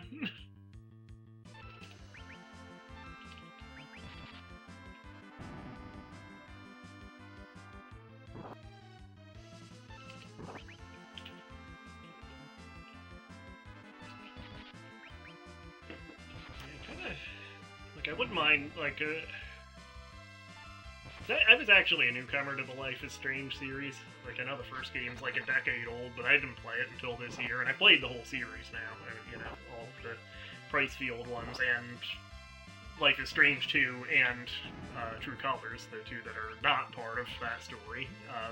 I mean, in a lot of ways, they probably should have always kept it as an anthology, which was supposed to be originally, instead of a continuing story like they did with the first game and Double Exposure and Reunion, and Before the Storm. I went out of order, but throw Before the Storm in there too. Yeah, I wouldn't mind reliving the first game again, and now I'm not sure if I want to just replay it on my own at some point, or if I'd want to, you know, do it as a video. I mean, it gets into some heavy stuff, the first one, probably more than any of the others. But even so, it might be a fun one for a video. Yeah, and look at this guy, Edge. He starts with, like, under 800 hit points. Come on, just give me Yang. The one redeeming quality for Edge, I think, is that, he does have the throw command. Like, that does kind of, you know, at least in battle, that makes up for his other shortcomings as a character, but,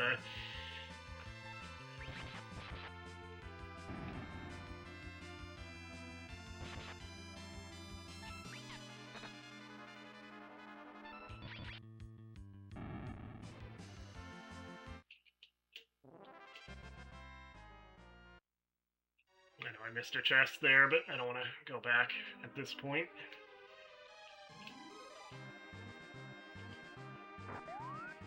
Yeah, real impressive.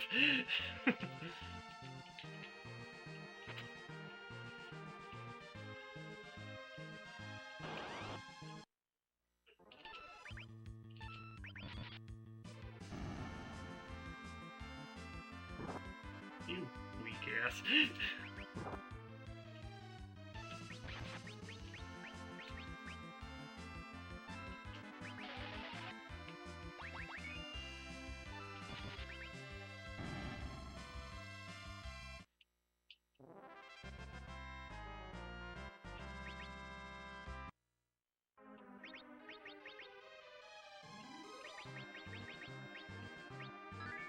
His name, Edge.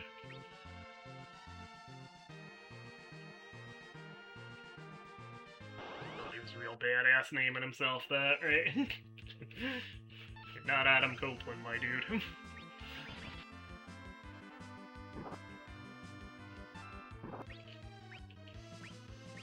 I actually forgot he has steel, too. Which steel was not a big deal in this game, like it is in other Final Fantasies.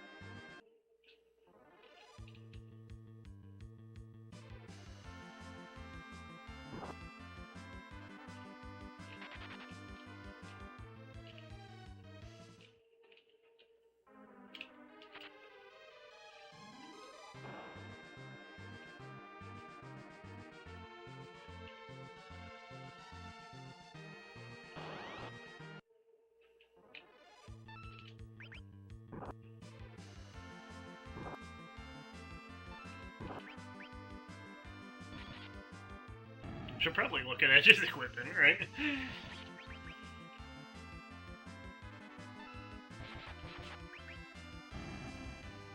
He might actually start with the kunais. That might be what he's equipped with now.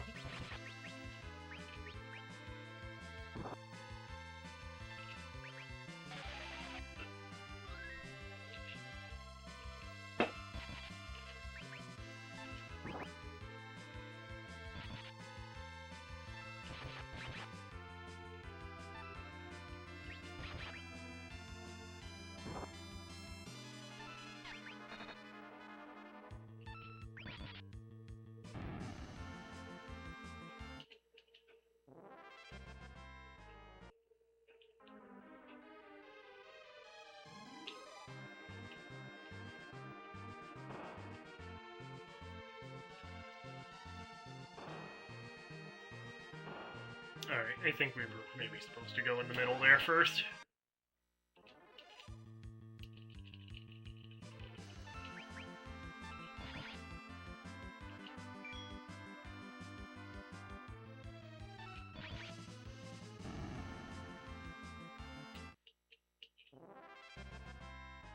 Yeah, let's see what Edge actually has equipped while we're thinking of it. Yeah, he does start actually with the 2 kunais. And yeah, I don't have anything else to put on him at the moment.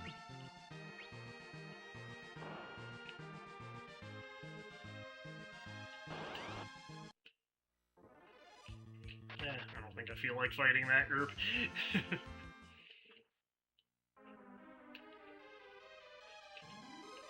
Probably should have for the experience. Oh, it's just a chest in the middle. Yeah, I should have gotten that already. I should have had cane jump there.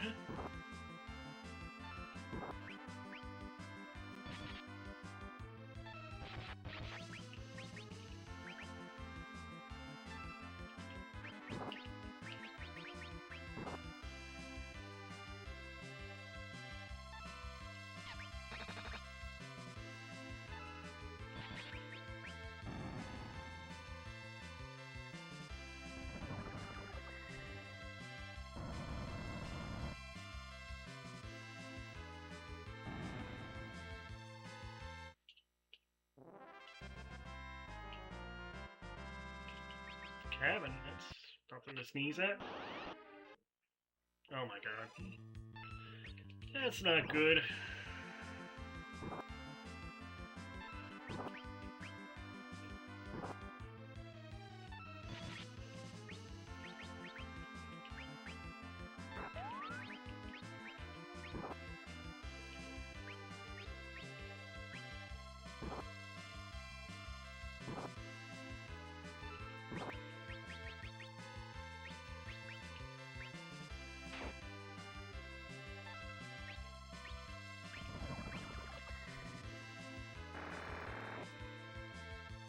Even the Choka, I thought that was physical damage. The Chocobo kick didn't work on these things either.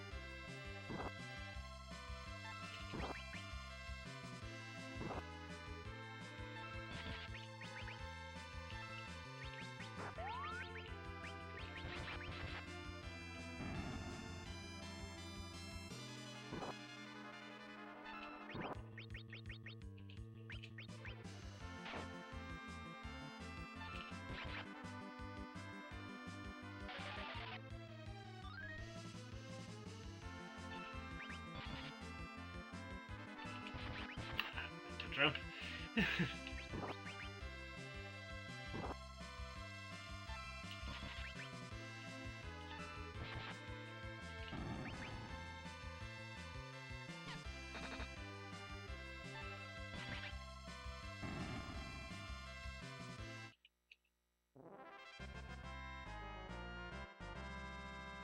Ogre Axe. Is that good?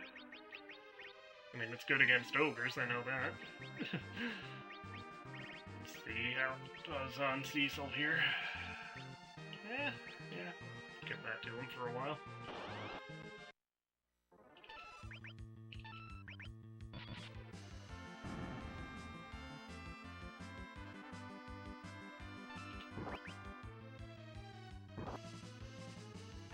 Should I really just cast Shiva on these things?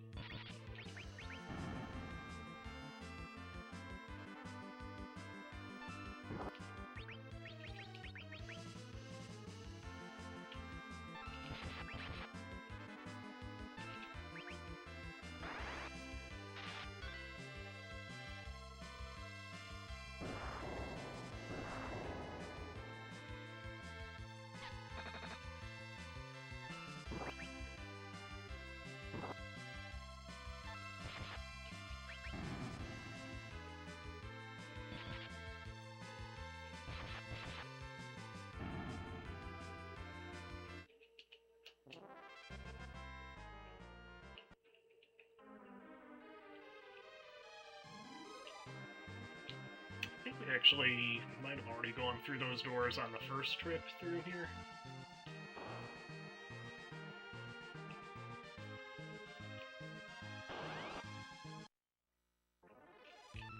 Yeah.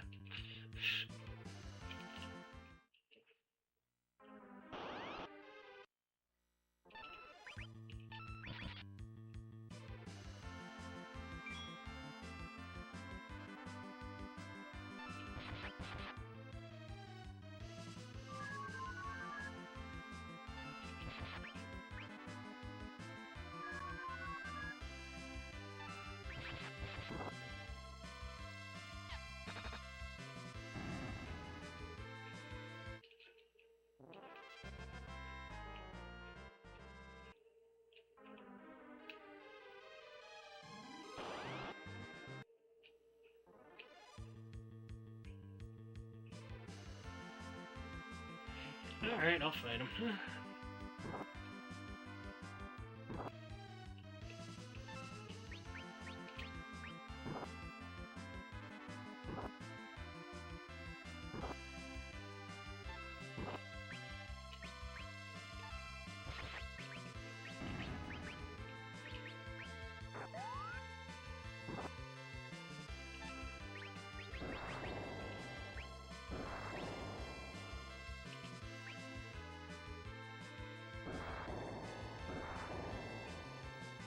Come on.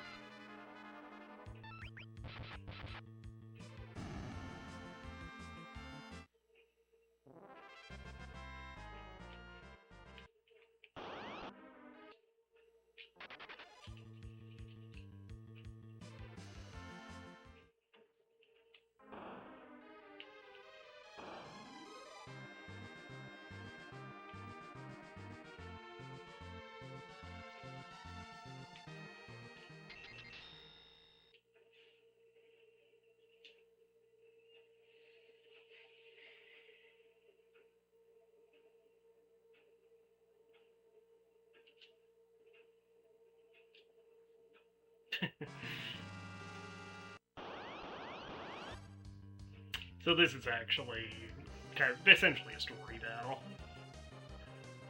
You're just kind of supposed to survive until they decide to stop fighting.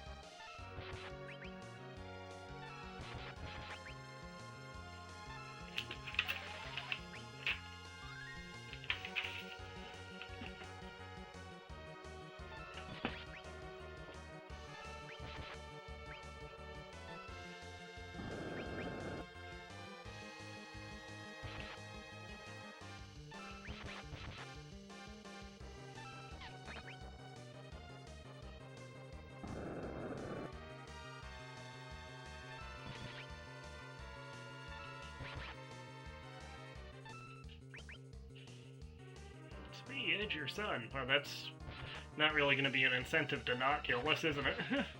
Is it?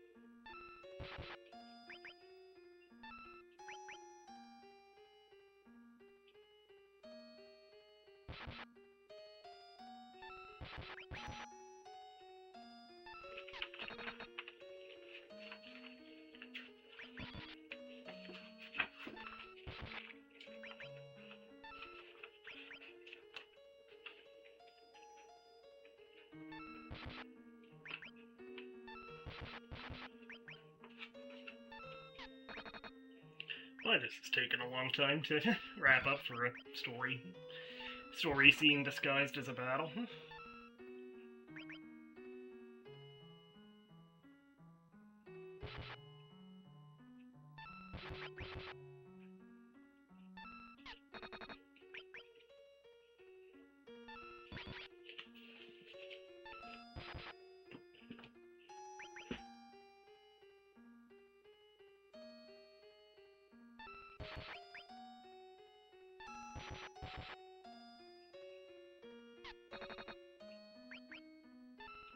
Come on, jeez.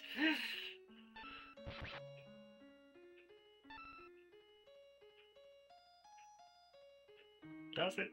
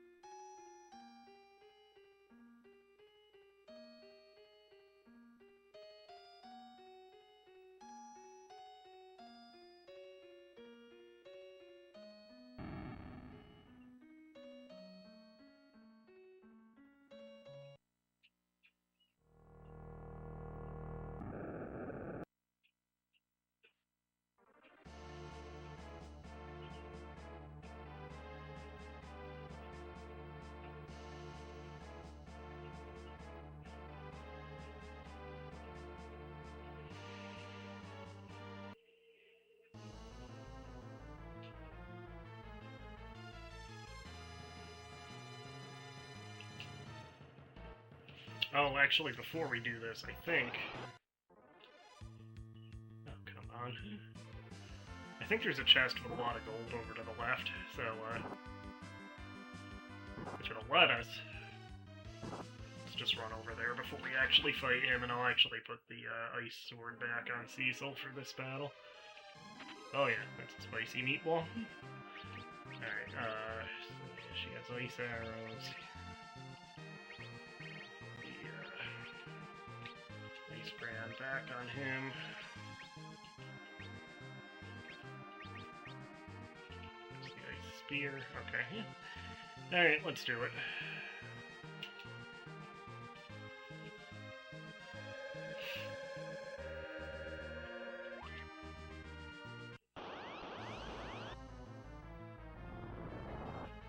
So he does the, like, cloak open, cloak close thing, kind of like the Mist Dragon, or, you know, that general classic Final Fantasy first battle. So we don't want to attack him when he's got the cloak open. Or when he has it closed, rather. Or at least cast spells on it. I think attacking is actually okay.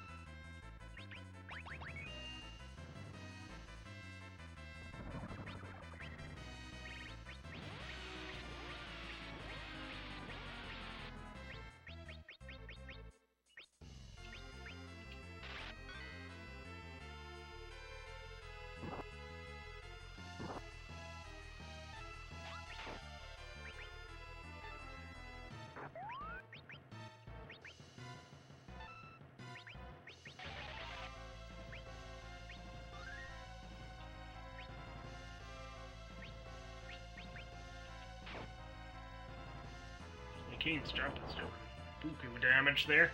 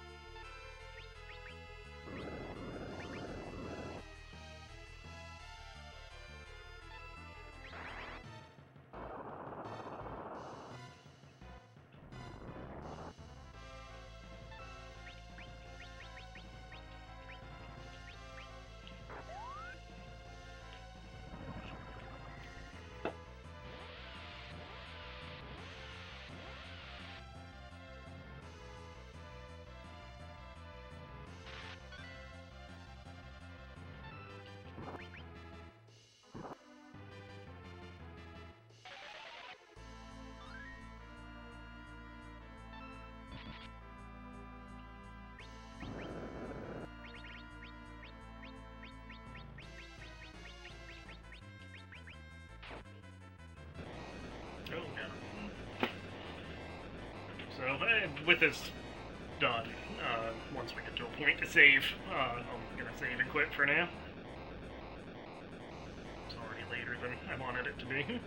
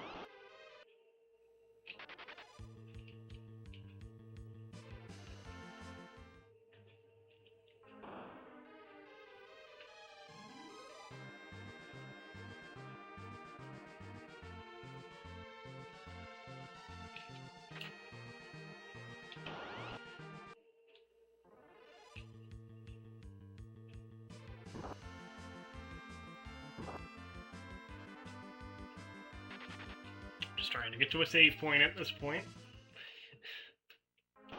Come on.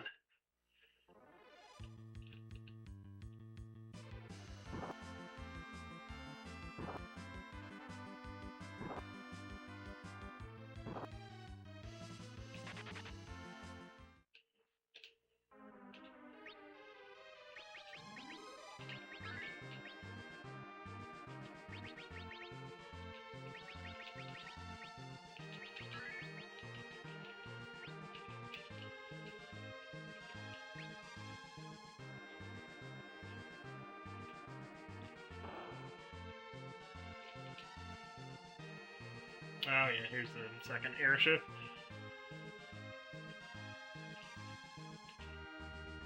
Actually, I have to go with Edge on that one at this point, really.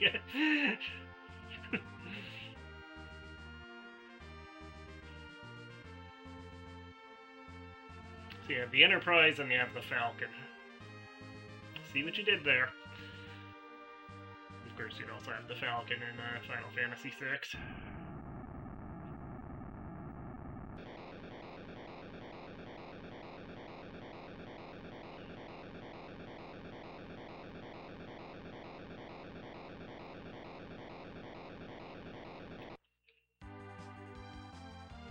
Yeah, the Falcon can't fly over lava.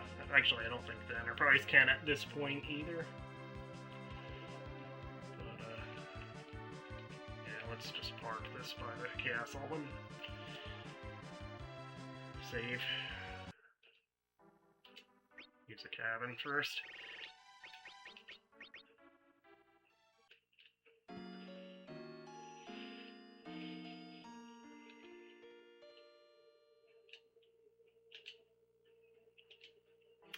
Alright, so that is Final Fantasy IV, Part 4 in the books, and yeah, we're making good time here. I actually don't know at this point if this is going to be as long as, you know, Final Fantasy 6, 7, even Chrono Trigger. We went to, I think, 11 parts. Final Fantasy 6 and 7 went to 13, I believe.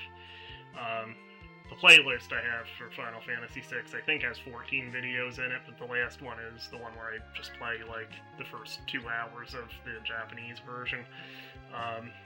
So the actual playthrough was 13 parts. So, yeah, we're only 4 parts in, and we're making good time. Like, this is the party that will be the party for the final battle. Kane will leave again, and another character who we haven't met yet will take his place for a little while. But then after that, we're back to this party lineup for the duration. So yeah, we'll call it there for now. But thanks for joining me. Hit like, hit subscribe, ring the bell, and we'll be back. And I said I wasn't going to go to 2.5 hours, and we're right at 2:36, just like I think the last couple parts, so go figure. But yeah, thanks for watching again, and join me for part 5, probably next week. So yeah, we'll see you then. Take care.